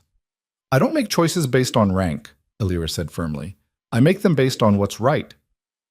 Something like respect flickered in his eyes. He bowed, a real bow, not the mocking gestures she'd received before. "Perhaps we've misjudged you, my lady." As the chamber cleared, Seraphine approached Elira with murder in her eyes. "You think you're clever," she hissed, too quietly for anyone else to hear. "You think you've won, but the third trial will destroy you. I'll make sure of it." "Do your worst," Elira said, meeting her glare steadily. "I'm still standing." That night, alone in their chambers, Darius held her close. "One more trial," he murmured. "Just one more, and this is over." "What do you think she'll do?" Elira asked. "For the trial of will?" Darius was quiet for a long moment. "She'll find your deepest fear and make you face it. Whatever you're most afraid of, losing me, losing yourself, failing everyone who's counting on you, she'll weaponize it against you." "I'm afraid of a lot of things," Elira admitted quietly. "I know, but you're also the bravest person I've ever met." He kissed her forehead. "Whatever comes tomorrow, remember, you're not alone. I'm with you. Always." But even his reassurance couldn't chase away the cold dread settling in her bones. Because deep down, Elira knew exactly what her greatest fear was. And Seraphine would know it too. Dawn came for the third time, bringing with it the final trial. Elira was led not to the great hall or council chamber, but deep into the mountain, down winding stairs that seemed to descend forever, into passages lit only by flickering torches. The crowd that followed was smaller this time. Only the most important nobles, those with the stomach for whatever brutality awaited. Finally, they emerged into a vast cavern.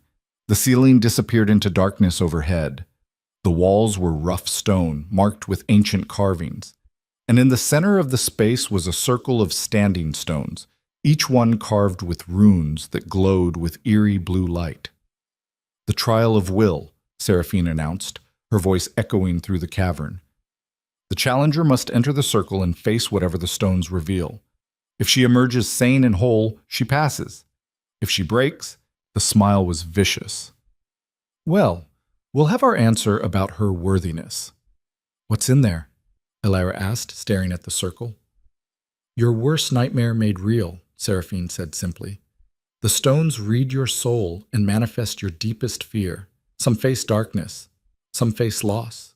Some face their own mortality. What you'll face?" She shrugged. "I suppose we'll find out." Darius grabbed Elira's arm. "You don't have to do this. We can leave right now." "No." Elira pulled away gently. "I've come too far to turn back now." She walked toward the circle, her heart hammering against her ribs. Whatever was in there, whatever the stones would show her, she would face it. She had to. She stepped across the boundary. The world disappeared. One moment she was in the cavern, surrounded by nobles and torchlight. The next she was standing in total darkness, a void so complete it felt like she'd gone blind. "Hello?" Her voice disappeared into nothing, swallowed by the black. Then light blazed into existence. She was standing in the ballroom of House Valmere, the midsummer ball. But something was wrong. The nobles were frozen in place like statues, their faces twisted in expressions of horror and disgust, and at the center of the room stood Darius.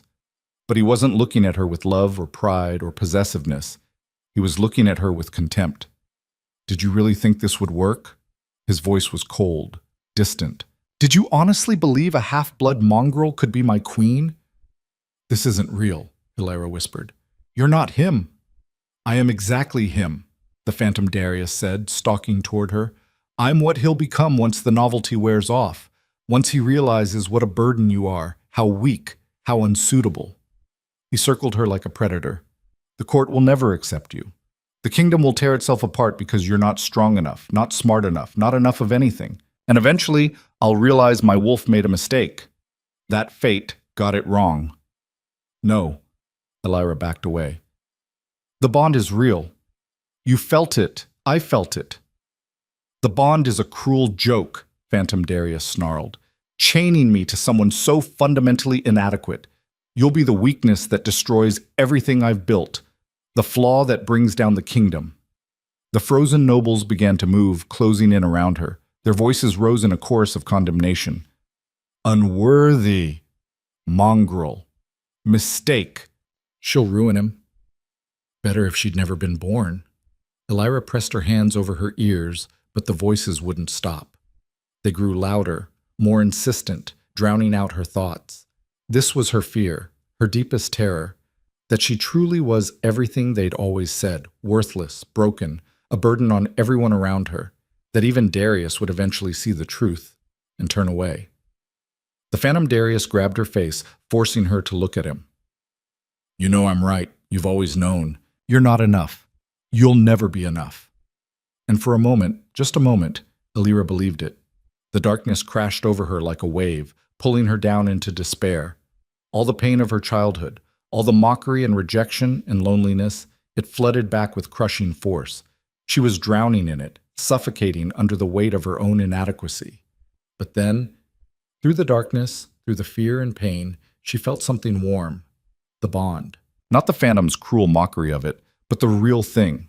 Faint but present, like a golden thread stretching through the void. Darius's love and faith and absolute certainty in her worth. He believed in her even when she couldn't believe in herself. And maybe, just maybe, that was enough. Illyra stopped trying to run from the voices, stopped fighting the darkness. Instead, she straightened her spine, lifted her chin, and faced the Phantom Darius directly. You're right, she said quietly. I'm not enough. I've never been enough by their standards. I can't shift on command. I don't have centuries of noble breeding. I don't know all the political games or ancient traditions. The Phantom smiled cruelly, sensing victory.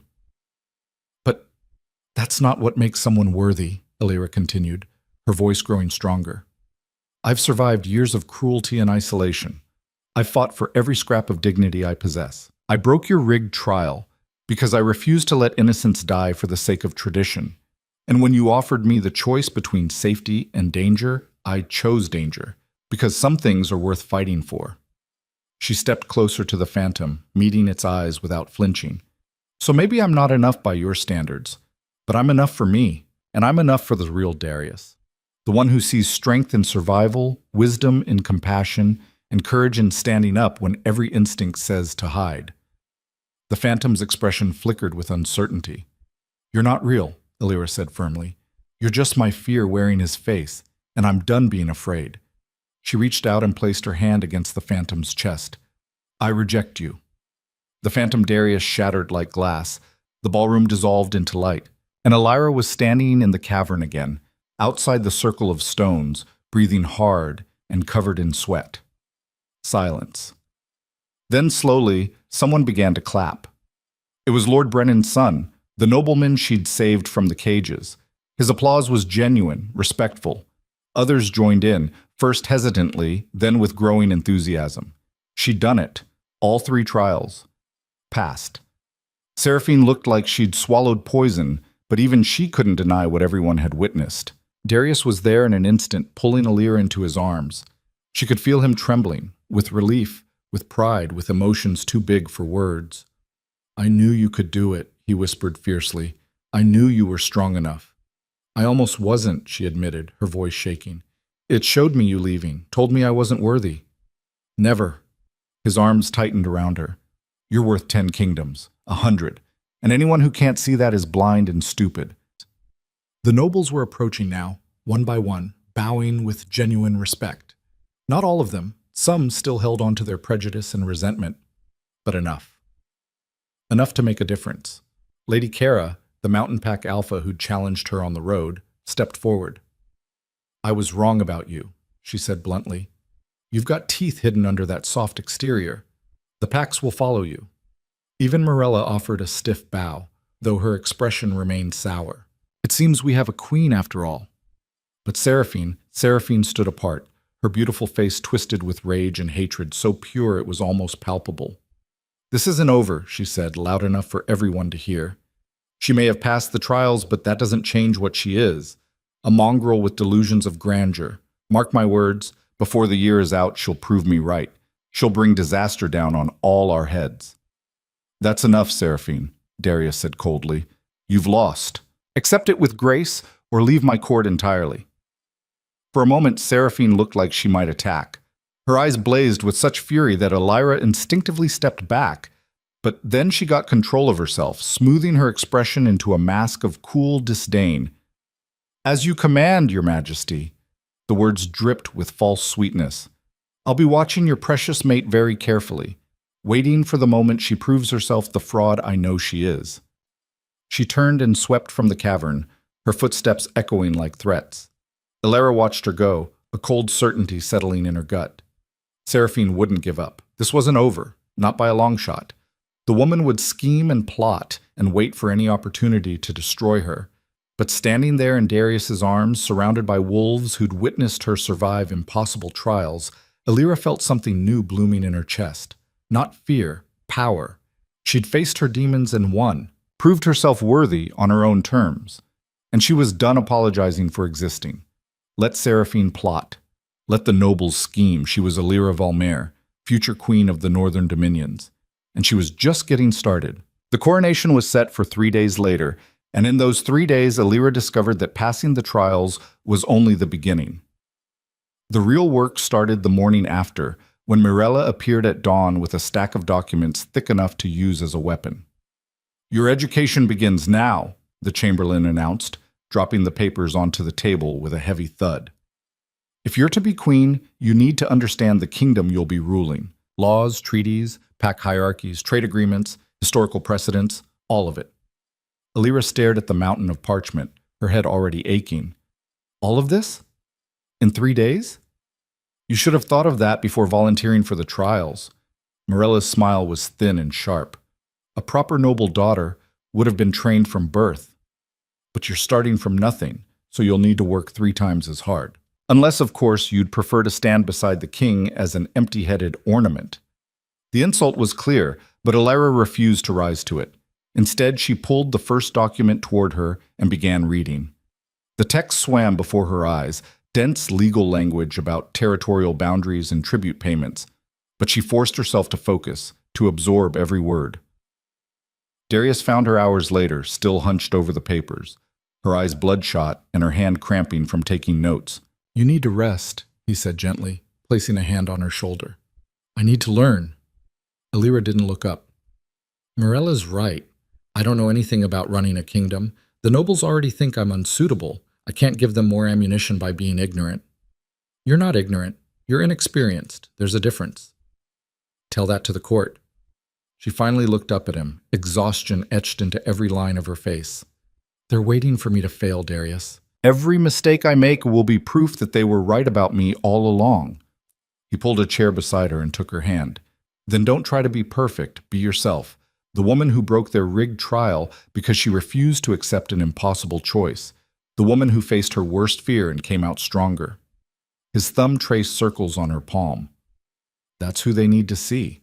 Not someone pretending to be a traditional noble queen. Well, what if being myself isn't enough? It's already more than enough." He leaned in and kissed her forehead. "But if you're determined to learn, at least let me help. I've been dealing with these treaties and contracts for years. I can show you what actually matters versus what's just bureaucratic posturing." They worked together through the afternoon, Darius explaining the real politics behind the formal language. She learned that the Northern Dominions were actually a fragile alliance of 12 major packs, each with their own territory and traditions. Darius held them together through a combination of respect, fear, and careful balance of power. The mountain packs are the most traditional, he explained, pointing to a map. They follow the old ways strictly. Kara's pack is the largest and most influential. Then you have the forest packs, more adaptable but also more prone to infighting. The valley packs are the wealthiest because they control the trade routes. And the border packs, he paused. They're the most dangerous. They deal with external threats constantly, which makes them hardened and suspicious of outsiders. Like me. Like anyone they perceive as weak. His jaw tightened. Which is why tomorrow we're going to visit them. Alira's head snapped up. What? The border packs need to see you in person, meet you face to face. If we wait until after the coronation, they'll have time to build up resentment and conspiracy theories. But if we go now, while the victory of the trials is fresh, we might be able to win them over. Or they might kill me. They might try. His smile was predatory. But they'd have to go through me first, and I've made it very clear what happens to wolves who threaten my mate. The journey to the border territories began at first light. They traveled with a smaller escort this time, just 10 guards, because Darius said a massive show of force would be seen as aggression. The border packs responded better to strength tempered with respect. The landscape changed dramatically as they rode east. The mountains gave way to harsh, rocky plains dotted with scrub brush and twisted trees. The wind here carried the scent of something wild and dangerous, the smell of the unclaimed lands beyond the kingdom's edge, where rogue wolves and worse things hunted. They reached the first border settlement by afternoon, a cluster of wooden buildings surrounded by a high palisade wall. Guards watched from towers, their eyes tracking every movement. As Darius and Elira rode through the gates, wolves emerged from buildings and shadows, forming a loose circle around them. These wolves were different from the ones at court. Leaner, harder, with scars that told stories of brutal survival. They wore leather and fur instead of silk, carried weapons openly, and moved with the easy violence of predators who'd never known a moment's safety. A man stepped forward, massive, with a face like weathered granite and eyes that had seen too much death. His hair was iron gray, pulled back in a warrior's knot, and his arms were covered in ritual scars. "Alpha King," he said, his voice a rumble like distant thunder. "We heard you'd claimed a mate, didn't believe it until now." "Marcus Ironside." Darius dismounted smoothly. "It's been too long." "Not long enough, some would say." Marcus's gaze shifted to Elira, and she felt it like a physical weight, assessing, measuring, finding her lacking. "This is her? The half-blood who passed the trials?" Elira dismounted before Darius could help her, meeting Marcus's stare directly. She'd learned something in those 3 trials, that showing weakness invited attack. The border wolves would respect strength or nothing at all. "I'm Elira Valmere," she said clearly. "And yes, I passed the trials, all 3. "So we heard." Marcus moved closer, circling her the way Kara had done on the road. "Word is you shifted into something strange, something old." "Moonborn," Darius said quietly. The effect was electric. Every wolf in earshot went still, their expressions shifting from skepticism to shock to something that might have been fear. "That's impossible," Marcus said flatly. "The Moonborn bloodline died out centuries ago, during the Purge." "Apparently not." Darius's hand found Elira's, a gesture of solidarity and possession. "My mate carries their blood, which means she's under my protection and the protection of ancient law. Any wolf who harms her answers not just to me, but to traditions older than any of our packs." Marcus was quiet for a long moment, his scarred face unreadable. Then he threw back his head and laughed, a sound like breaking rocks. "The border packs don't care about bloodlines, old or new," he announced, loud enough for everyone to hear. "We care about strength, survival, whether someone can stand beside us when the rogue wolves come screaming out of the wastes." He turned back to Elira. "Can you fight, little queen, or are you just good at passing court tests?" The challenge was unmistakable. Elira felt Darius tense beside her, but she squeezed his hand, a silent message to let her handle this. "I can fight," she said, "though I'm still learning. I only shifted for the first time 3 days ago." 3 days? Marcus's eyebrows rose. And you took down 4 warriors in the trial of strength? Instinct, Elira admitted, and desperation. I didn't really know what I was doing. Another wolf might have mocked her honesty, but Marcus just nodded slowly, something like approval in his hard eyes. Honesty, that's rare in southern nobles. He gestured to a cleared space in the center of the settlement. Show me your wolf. Let the border packs see what we're being asked to follow. Elira's heart hammered. She'd only shifted twice, once during the trial, once last night in their chambers when Darius had helped her practice. Each time had been painful, difficult, like forcing her body into a shape it didn't quite remember. But she couldn't refuse. Not here, not now. She walked to the center of the circle, feeling dozens of eyes on her. The border wolves had gathered now, forming a ring of judgment. These were the kingdom's first line of defense, the wolves who bled and died to keep the others safe. If she couldn't win their respect, she'd never truly be queen. Elira closed her eyes and reached for that place inside her, the space where her wolf lived. It was easier to find now, like a door that had been locked. Her whole life had finally opened. She felt the heat building in her chest, the bond with Darius humming like a plucked string. The shift took her. Pain and power and transformation, bones breaking and reforming, muscles tearing and rebuilding, senses exploding outward. When she opened her eyes, the world had changed, sharper, brighter, full of scents and sounds she'd never noticed before. She stood on 4 legs, silver-white fur gleaming in the afternoon sun. The border wolves stared in silence. Then, one by one, they began to shift themselves, a rippling wave of transformation that swept through the crowd. Within moments, Elira was surrounded by wolves in their true forms, browns and grays and blacks, each one scarred and battle-hardened. Marcus shifted last, a massive dark gray wolf with white around his muzzle and eyes like amber fire. He padded forward until he stood directly in front of her. Then he bowed his head.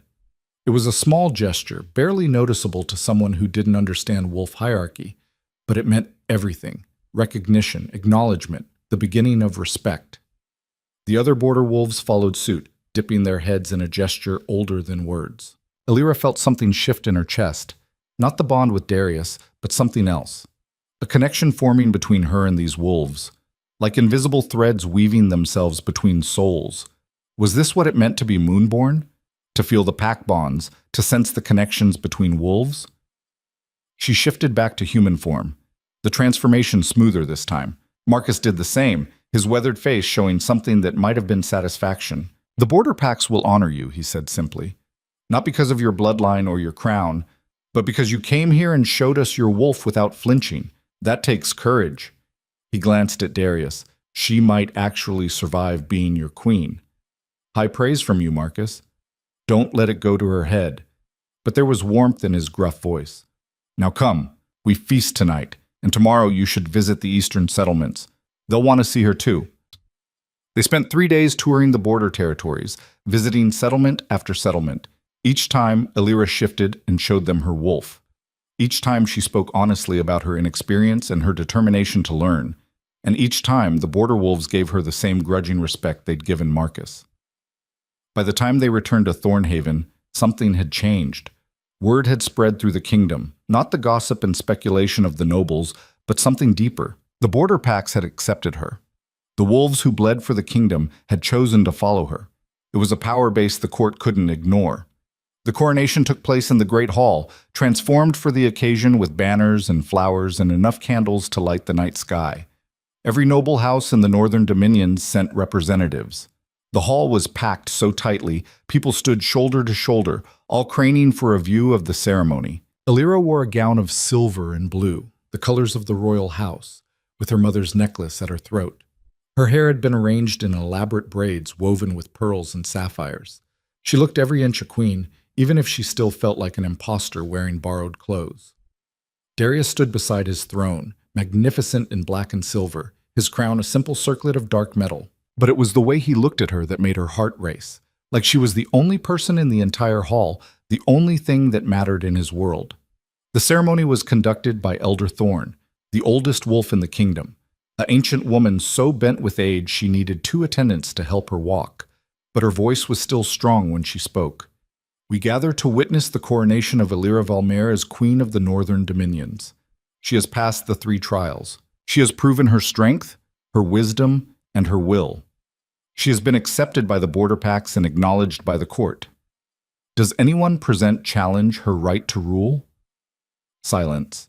Illyra had half expected Seraphine to make one last desperate protest, but the woman stood in the crowd, her face a mask of cold fury, saying nothing.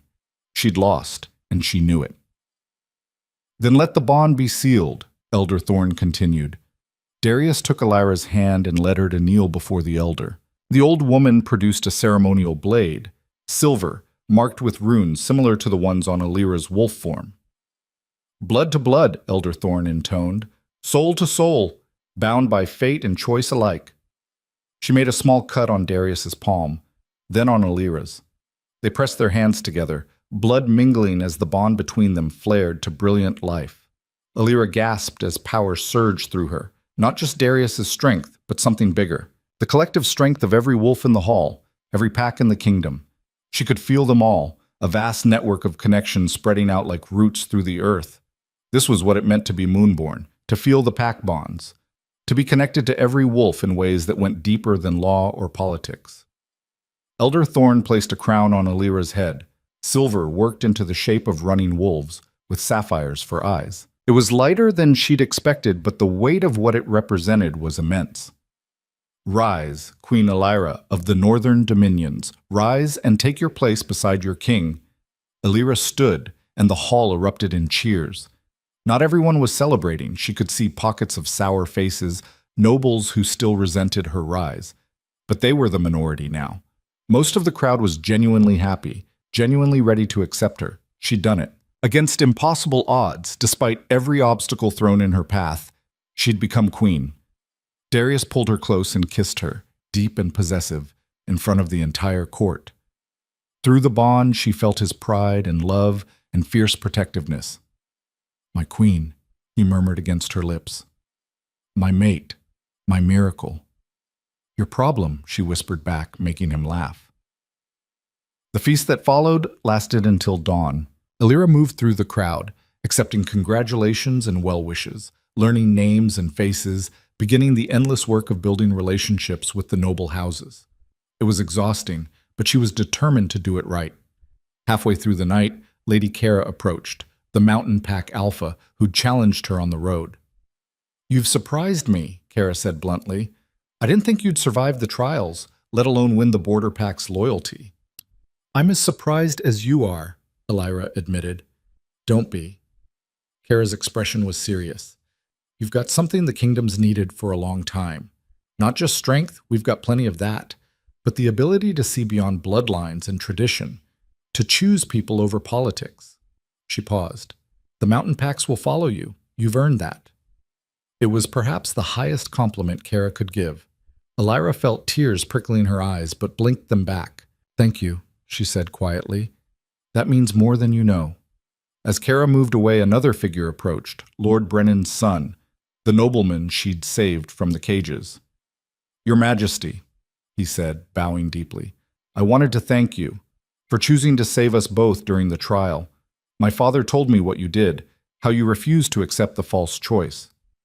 I couldn't let either of you die just to prove a point, Illyra said.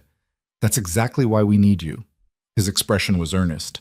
The old ways demand sacrifice, tradition over compassion, rank over humanity. But you showed us there's another way. A better way. He hesitated, then added, House Stormclaw pledges its full support to you, my queen. Whatever you need, whenever you need it, you have our loyalty. More nobles approached throughout the night, offering similar pledges. Not all of them. Seraphine and her faction remained hostile and distant, but enough. More than enough. By the time the feast finally wound down and Illyra could escape to her chambers, she was exhausted, but triumphant. She'd survived. More than survived. She'd won. Darius found her on the balcony, looking out over the valley where Thornhaven spread like a carpet of lights. What are you thinking? He asked, wrapping his arms around her from behind. That I can't believe this is real, she admitted. A month ago, I was the girl no one wanted. The family embarrassment hiding against marble pillars.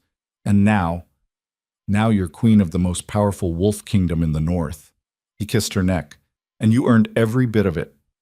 I'm going to make changes, Elira said quietly. Real changes. The way the court treats half-bloods, the way rank determines worth.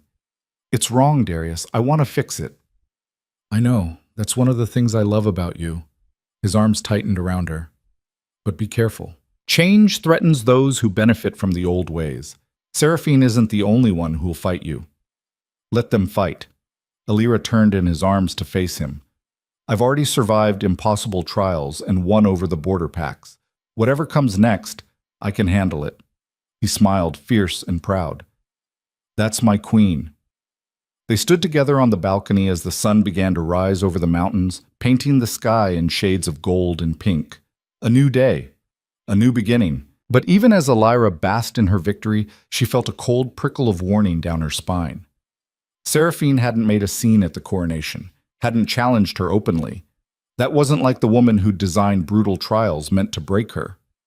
No, Seraphine was planning something, waiting for the perfect moment to strike. The thought should have frightened her. A week ago, it would have sent her spiraling into anxiety and self-doubt. But she wasn't the same person she'd been a week ago. She was Queen Elira now. She'd faced her worst fears and emerged stronger. She'd won the loyalty of the border packs and the respect of the court. She had power, real power, and the knowledge of how to use it. Whatever Seraphine was planning, Elira would be ready. The game had changed, and this time Elira was playing to win. 2 weeks after the coronation, Elira was in the royal library, a vast cavern carved into the mountain, lined with shelves that stretched toward the darkness overhead, when a messenger found her. Your Majesty, the young wolf bowed deeply. There's been an incident in the valley settlements. A group of half-blood children were attacked by nobles who claimed they were cleaning up mongrel trash. 3 children are injured. The local authorities did nothing to stop it. Rage, white-hot and pure, flooded through Elira's veins. This was exactly what she'd feared. The old prejudices finding new targets, emboldened by those who resented her rise. Get me names, she said, her voice deadly calm. Every noble involved, every authority who stood by and did nothing. And prepare my horse. I'm going to the valley settlements immediately. Your Majesty, perhaps you should consult with the king. I am the queen, Elira interrupted. I don't need permission to protect my people.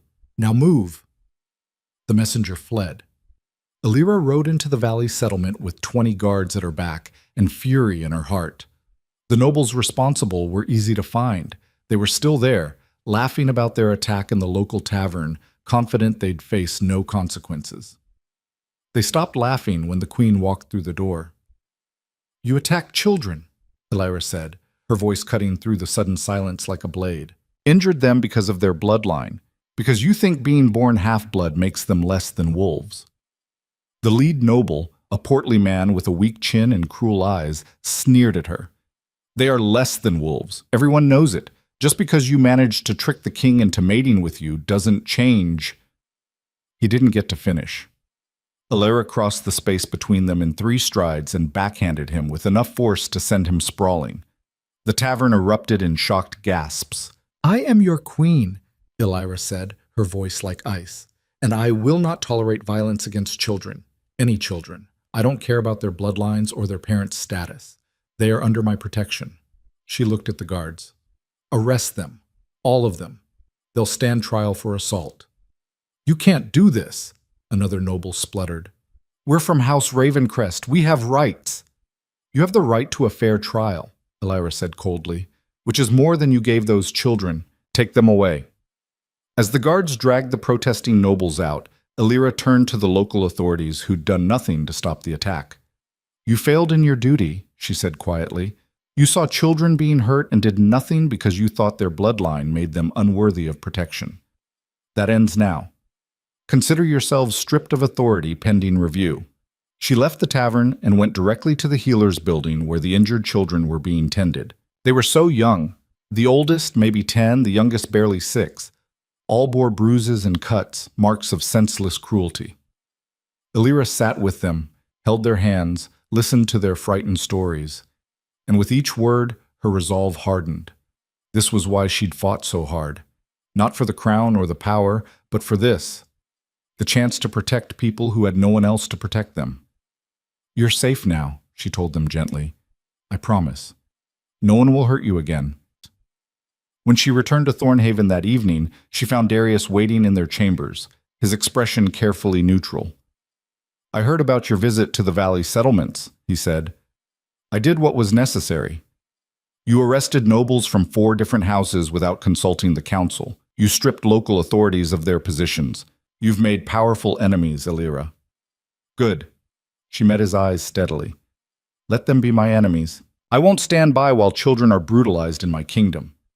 For a moment, they just stared at each other. Then Darius smiled, a fierce, wild expression that reminded her why everyone feared him. You magnificent woman, he said, pulling her into his arms. You're going to turn this kingdom upside down, aren't you? I'm going to make it better, she corrected. Whether the nobles like it or not. They won't like it. Some of them will fight you. Then I'll fight back. She looked up at him. I didn't survive the trials and win the border pacts just to be a decorative queen who smiles and nods while injustice happens. I'm going to use this power for something that matters. I know. He kissed her forehead. That's why I love you. That's why my wolf chose you. You have the strength to change things that need changing. The next day, Elira called an emergency council session.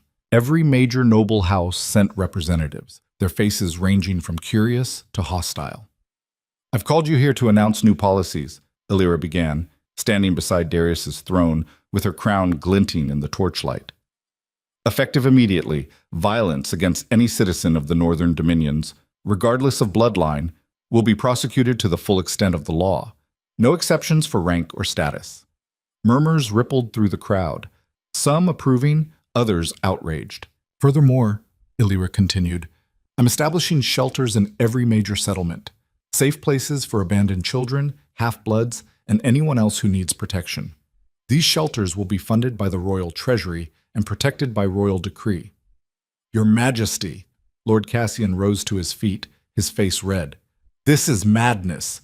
You're talking about coddling mongrels and half-breeds, wasting royal resources on children, Elira interrupted coldly, on wolves who deserve the same protections as anyone else.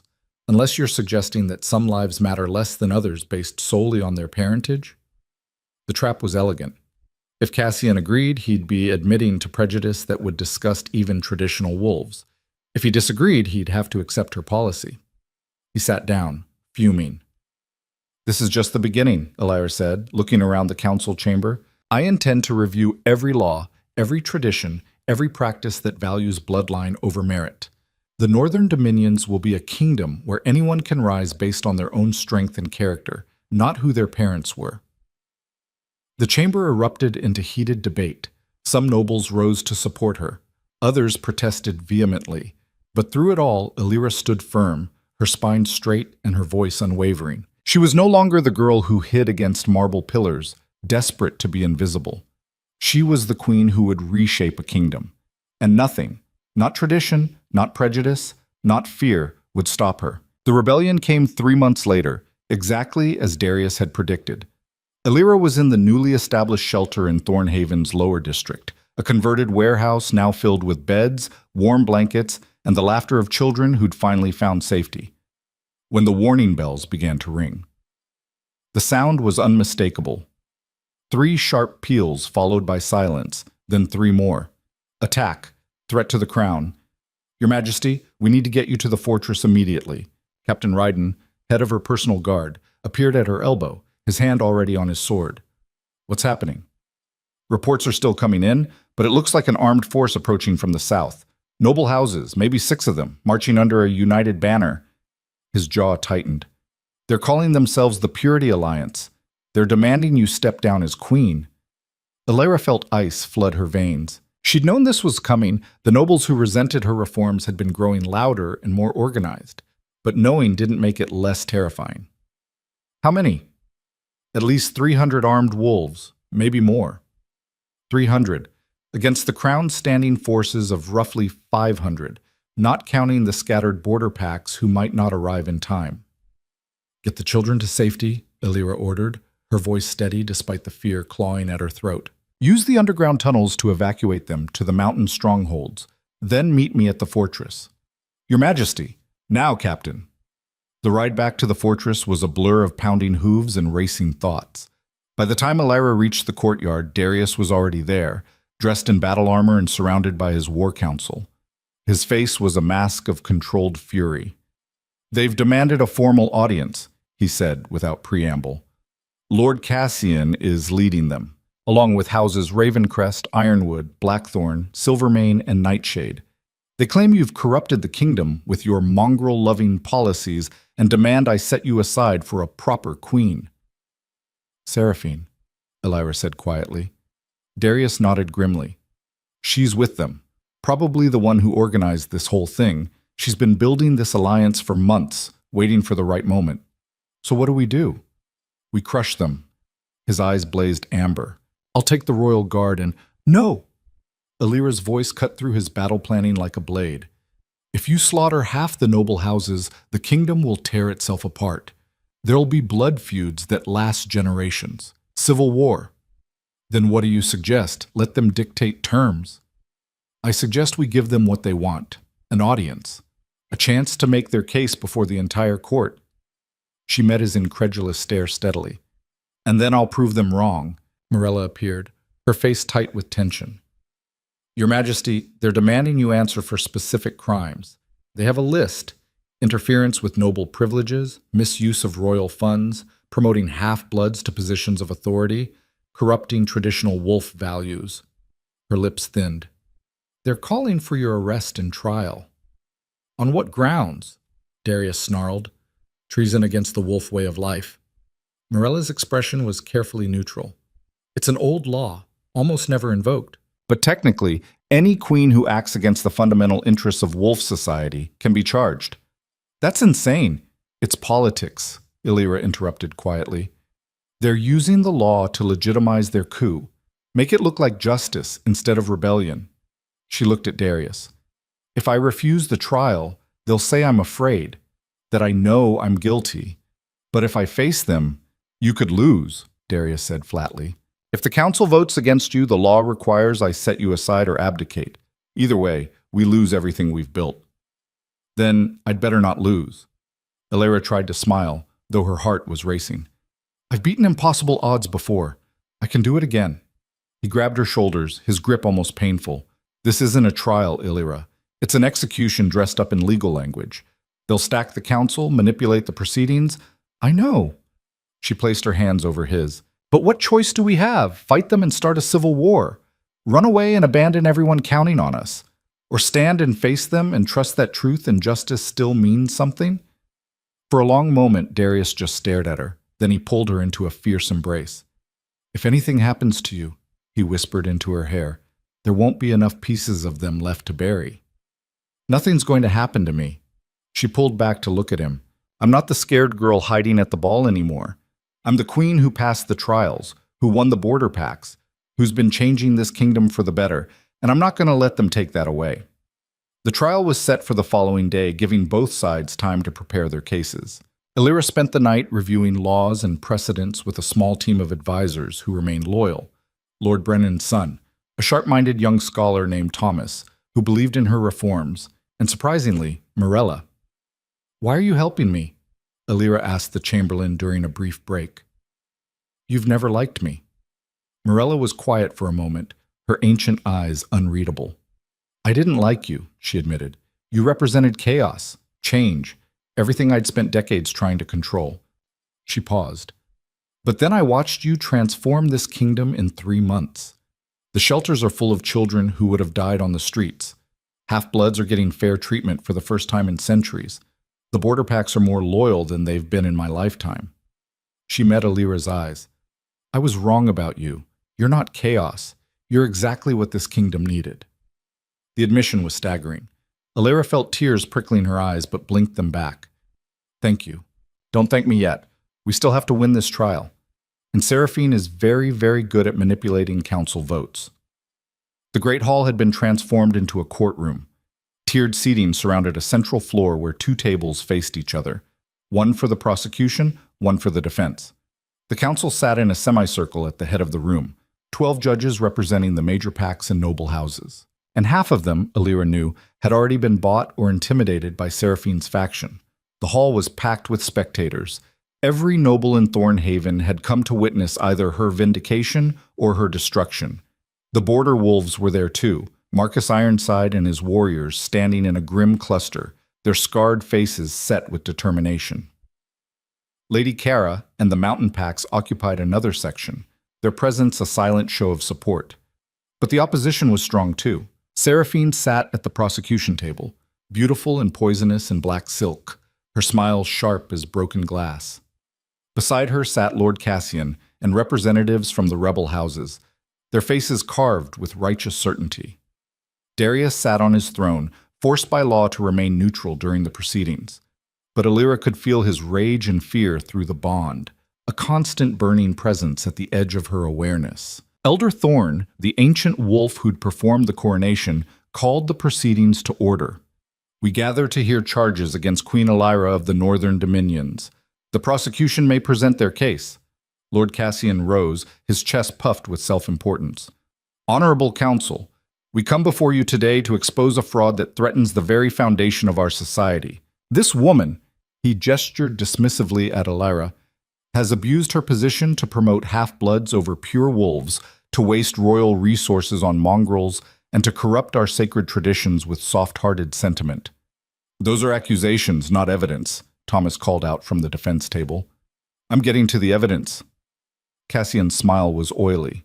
Since taking the throne, Queen Illyra has established 9 shelters at royal expense, shelters that house primarily half-bloods and other undesirables.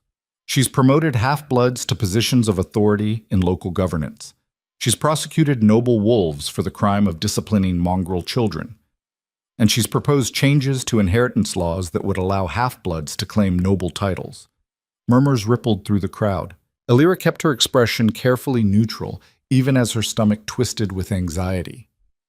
Each of these actions, Cassian continued, violates the fundamental principle of wolf society, that pure blood and noble lineage are the foundation of our strength. By elevating mongrels, she weakens us all. By spending resources on the unworthy, she steals from those who deserve it. And by corrupting our traditions, she threatens our very survival as a people. He turned to face the council directly. The law is clear. A queen who acts against the fundamental interests of wolf society can be removed for treason. We ask this council to recognize that Queen Illyra's actions constitute such treason and to demand her removal from the throne. Applause erupted from the rebel faction. Illyra felt the weight of hostile stares pressing down on her like physical force. Elder Thorn called for silence. The defense may respond. Illyra rose slowly, her heart pounding, but her hands steady. She'd prepared a careful legal argument, researched precedents and counter-arguments. But standing there, looking at the faces in the crowd, some hopeful, some hateful, all waiting to see what she would do, she knew that dry legal reasoning wouldn't win this fight. She needed to speak to their hearts. Lord Cassian says I've acted against the fundamental interests of wolf society, she began, her voice carrying across the silent hall. But what are those interests, really? She walked forward, moving away from the defense table. Is our fundamental interest to preserve bloodlines that grow weaker with each generation of inbreeding? To maintain noble houses that produce more cowards and fools than warriors? To waste potential by judging wolves based on who their parents were, rather than who they choose to become? That's not, Cassian began, but Elder Thorn silenced him with a raised hand. Illyra continued, gaining confidence with each word. I am half-blood. Everyone in this room knows it. According to Lord Cassian's logic, I should be worthless, weak, unfit to lead. She paused. And yet I passed the 3 trials. I shifted into a form that scared seasoned warriors. I won the loyalty of the border packs, the wolves who bleed and die to keep the rest of you safe. She turned to face the council. If bloodline determines worth, then explain that. Explain how a half-blood mongrel accomplished what dozens of pure-blooded noble daughters could not. Explain how the border packs, who care only about strength and survival, chose to follow me. Marcus Ironside rose from his seat, his scarred face grim. I'll explain it, he rumbled. The border packs follow strength and honor, not bloodlines. Queen Illyra showed us both. She came to our settlements, shifted her wolf before us, spoke honestly about her weaknesses and her determination to overcome them. He looked at the council. That takes more courage than most purebloods ever display. So yes, we follow her, and we'll keep following her, half-blood or not. Kara stood next. The mountain packs agree. We've watched this queen for 3 months. She doesn't hide behind privilege or make promises she can't keep. She acts. She protects the weak. She fights for justice even when it's difficult. The alpha's voice was fierce. That's the kind of leader wolves should follow. Not someone who happened to be born into the right family. More voices rose from the crowd. Wolves Elira had helped, nobles whose children had been saved by the shelters, common wolves who'd seen their lives improve under her reforms. One by one, they testified to her character and her actions. But Seraphine's faction pushed back just as hard, calling witnesses who spoke of tradition violated and pure blood corrupted. The battle raged for hours, testimonies and counter-testimonies flying back and forth. The council remained impassive, giving nothing away. Finally, Elder Thorn called for closing arguments. Seraphine rose, and Elira felt a chill run down her spine. This was the moment the woman had been waiting for, her chance to destroy everything Elira had built. "Honorable Council," Seraphine began, her voice like poisoned honey. "We've heard many pretty words today about justice and courage and reform. But pretty words don't change fundamental truth. This woman is half-blood. She lacks the pure wolf heritage that has sustained our kingdom for centuries, and no matter how many trials she passes or border packs she charms, that fact remains." She moved closer to the council, her green eyes blazing. "But my argument isn't really about her bloodline. It's about precedent. If we allow a half-blood to rule, what's next? Do we allow humans to join our packs? Do we abandon shifting altogether? Do we become so diluted that we're no longer wolves at all, but some mongrel hybrid that belongs to no world?" The fear in her words was deliberate and effective. Elira could see some of the council members wavering. "The old ways exist for a reason," Seraphine continued. "They've kept us strong for thousands of years, kept our bloodlines pure and our power intact. Queen Elira would throw that away for sentiment, for soft-hearted compassion that will ultimately weaken us." She turned to face the throne where Darius sat frozen. "I ask this council to remove her, not out of cruelty, but out of love for what we are, out of determination to preserve wolf society for future generations." The silence that followed was absolute. Then Elira stood. "May I respond?" she asked Elder Thorn. The ancient wolf nodded. Elira walked to the center of the floor, feeling hundreds of eyes on her. This was it. Everything came down to what she said next. "Lady Seraphine is right about one thing," she began quietly. "The old ways have sustained wolf society for thousands of years. They've provided structure, stability, a clear understanding of who we are." She paused, letting that sink in. "But the old ways also created me, a child so convinced of her own worthlessness that she spent 22 years believing she was broken. A girl who thought she deserved mockery and abuse because her blood wasn't pure enough." Her voice grew stronger. "The old ways told my sister she was valuable because of who her parents were, not who she chose to be. They told Lord Cassian he deserved authority because of his bloodline, not his wisdom or strength. They told every half-blood child in this kingdom that they were less than, unworthy, better off dead." She looked directly at the council. "So yes, I'm trying to change those ways. Not to destroy wolf society, but to save it from its own worst impulses. Because a kingdom that judges worth by bloodline alone is a kingdom that will eventually collapse under the weight of its own stagnation." Elira's eyes swept across the crowd, finding the faces of the children she'd helped, the half-bloods she'd protected, the wolves who'd been given a chance to prove themselves. "Lady Seraphine asks what's next if we allow a half-blood to rule. I'll tell you what's next. We get stronger. We stop wasting the potential of wolves who have the talent and drive to serve, but lack the proper parentage. We become a kingdom where anyone can rise based on their own merit, where children don't have to spend their lives believing they're worthless." She turned back to the council. "I am half-blood. I am also your queen. And I've proven that those two things are not contradictory. I've passed trials that would break most purebloods. I've won the loyalty of the border packs and mountain packs. I've established shelters that save lives and reforms that make justice accessible to everyone." Her voice dropped to something quieter, but no less powerful. "So the question before this council isn't really about my bloodline. It's about what kind of kingdom you want to be. One that clings to tradition even when it causes suffering, or one that has the courage to grow, to change, to become something better? Silence fell across the hall. Elder Thorne looked at the council. We will deliberate and return with a verdict. The 12 judges filed out through a side door. The crowd erupted into anxious conversation. Elira returned to the defense table on shaking legs, her burst of confidence draining away now that the moment had passed. That was extraordinary, Thomas breathed. I've never heard anyone speak like that. It won't matter if the council votes against me, Elira said quietly. Darius appeared beside her, apparently unable to remain on his throne any longer. He pulled her into his arms, not caring who saw. Whatever happens, he said fiercely, I'm not letting you go. Council be damned, law be damned, you're mine. And start a civil war? She pulled back to look at him. Darius, we can't. Watch me. His eyes blazed. I've followed the law my entire life, built this kingdom through careful politics and strategic alliances, but if they try to take you from me, I will burn it all down. Every law, every tradition, every noble house that stands in my way. The raw intensity in his voice should have frightened her. Instead, it made her feel safe, protected, loved with a ferocity that transcended politics or law. But she also knew they couldn't actually go through with it.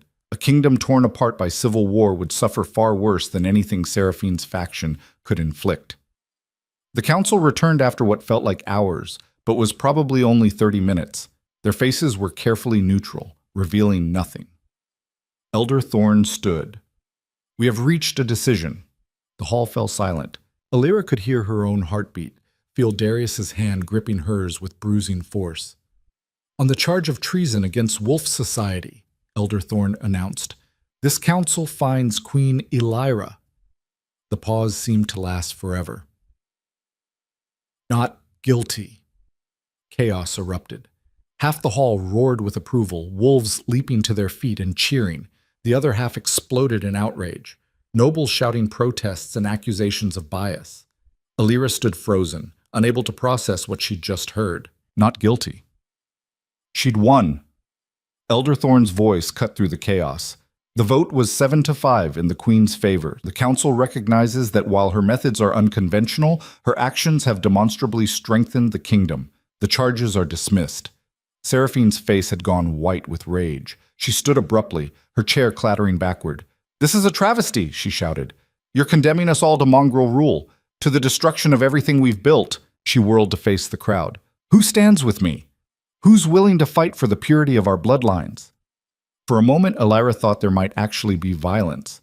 Seraphine's faction looked ready to attack, their hands moving toward concealed weapons. But then Marcus Ironside moved. The massive border wolf stepped forward, placing himself directly between Seraphine and the throne. The council has spoken, he rumbled.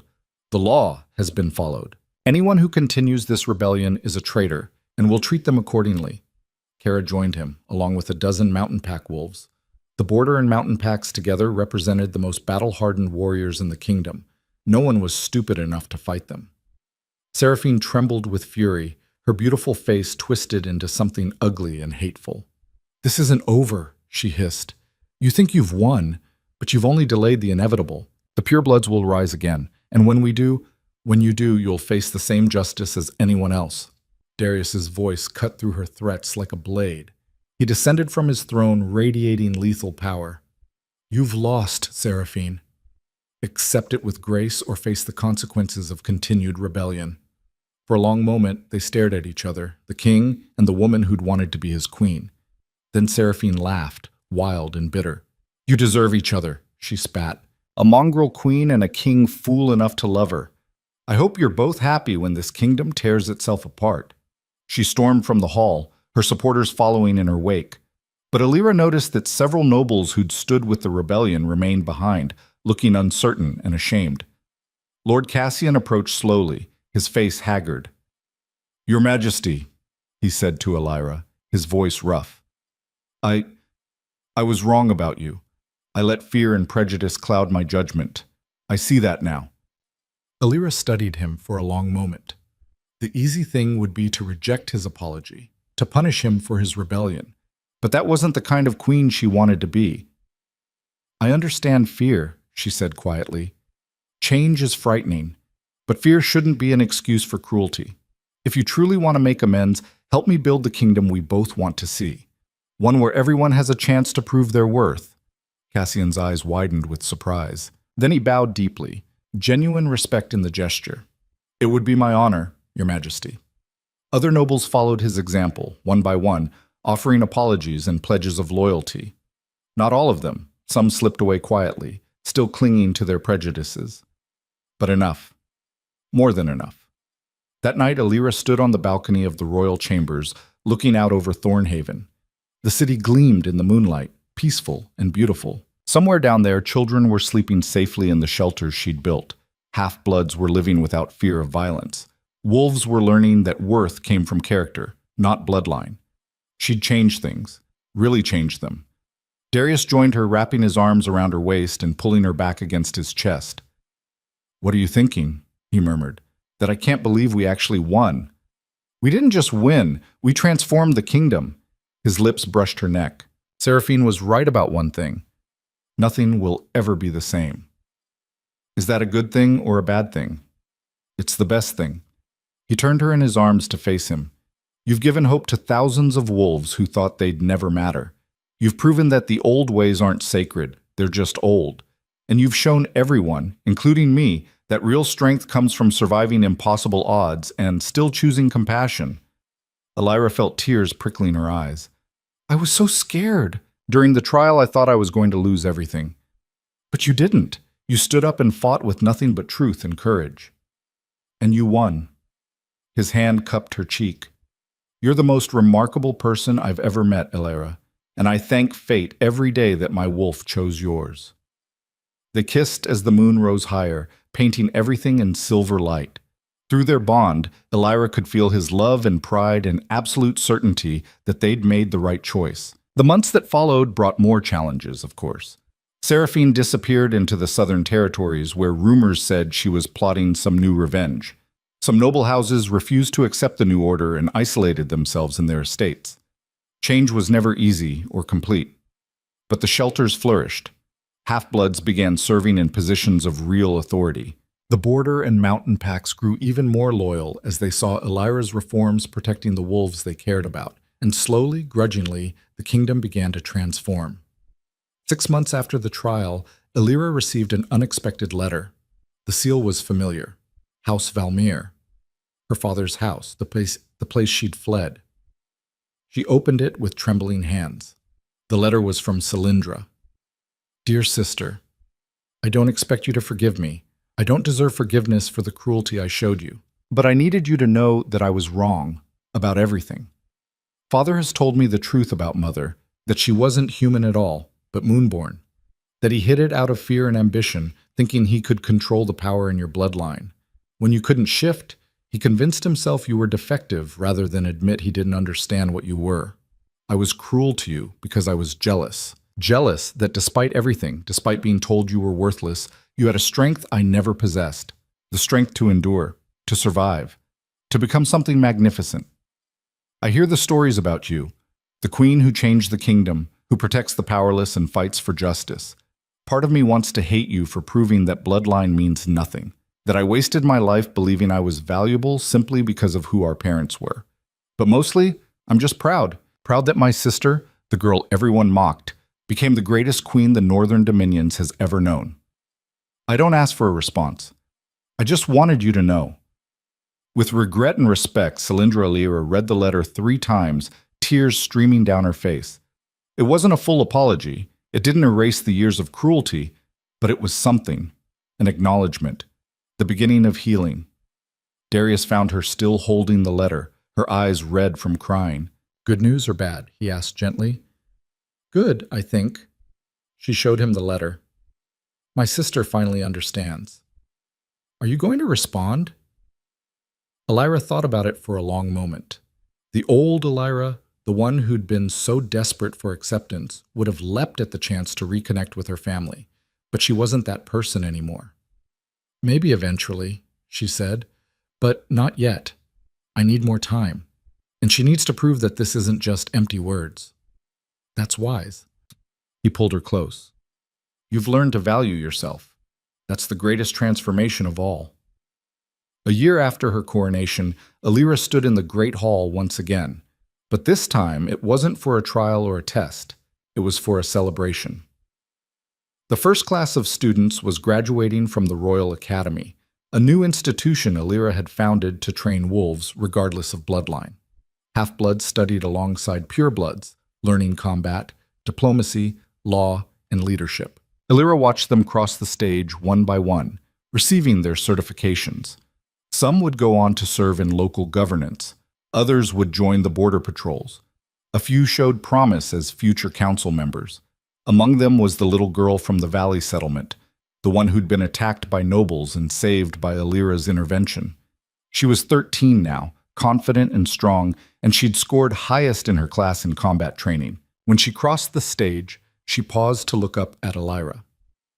"Thank you, Your Majesty," she said, her voice clear and proud, "for showing me I could be more than what they said I was." Elira felt her throat tighten with emotion. "You did that yourself. I just gave you the opportunity." The girl smiled and moved on, but her words stayed with Elira long after the ceremony ended. That night, Elira and Darius hosted a small dinner for their closest allies, Marcus, Cara, Lord Brennan's son, Thomas, and Mirella. They ate and drank and told stories, celebrating how far they'd all come. "To the Queen who changed everything," Marcus raised his glass. "May she continue disrupting tradition and making us all uncomfortable for years to come."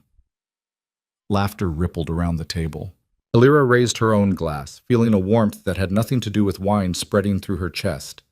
"To all of you," she said, "who took a chance on a half-blood mongrel and helped her become something more. I couldn't have done any of this alone."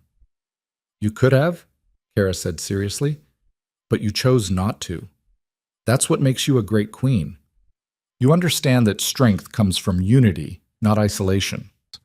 As the evening wound down and their guests departed, Elira found herself back on the balcony with Darius, watching the stars emerge in the darkening sky. "Do you ever regret it?" she asked quietly. "Choosing me over a traditional noble queen? Your life would be so much simpler if—" "Don't," he cut her off, turning her to face him. "Don't ever question my choice. You're the best thing that ever happened to me, to this kingdom. I wouldn't change a single thing. Not even the rebellion, the trial, the constant fighting with stubborn nobles? Not even that." His smile was fierce. "Because all of it led to this. To you, standing here as queen. To a kingdom that's stronger and more just than it's ever been. To a future where wolves are judged by their character instead of their bloodline." He pulled her close, and they stood together in the moonlight, two souls bound by something deeper than law or tradition. "I love you," Elira whispered, "for seeing me when no one else did, for believing in me when I couldn't believe in myself."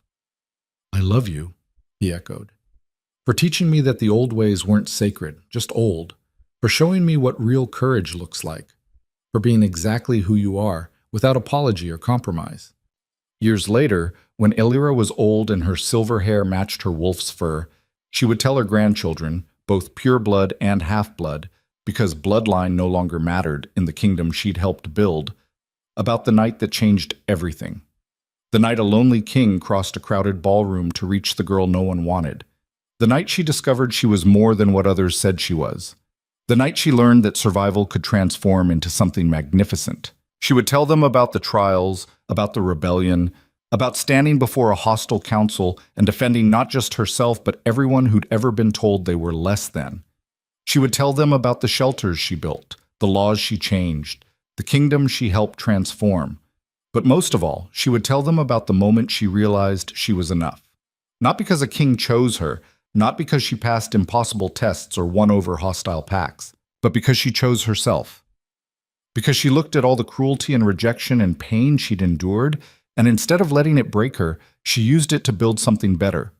The northern dominions flourished under their joint rule. The shelters expanded to every settlement. Half-bloods served in the highest positions of government. The old prejudices didn't disappear overnight. They lingered in corners and whispers, but they lost their power to define lives and limit possibilities. And through it all, Elira ruled with the wisdom she'd learned from surviving the unsurvivable. She was fierce when she needed to be, compassionate always, and absolutely certain that every wolf deserved a chance to prove their worth. She was the queen who changed everything, the girl nobody wanted who became the woman everyone needed. And her story, the story of survival and transformation, of facing impossible odds and emerging victorious, became legend. Because sometimes, the most powerful thing in the world is a person who refuses to accept the limitations others place on them. Someone who looks at an impossible situation and finds a way through. Someone who survives not just to exist, but to thrive. Someone who proves that the measure of a wolf, or a queen, isn't found in bloodline or breeding, but in the strength of their heart and the courage of their choices. Elira Valmer had been that someone, and she had transformed not just herself, but an entire kingdom. All because one night, a king crossed a crowded ballroom for the girl no one wanted, and she was brave enough to take his hand,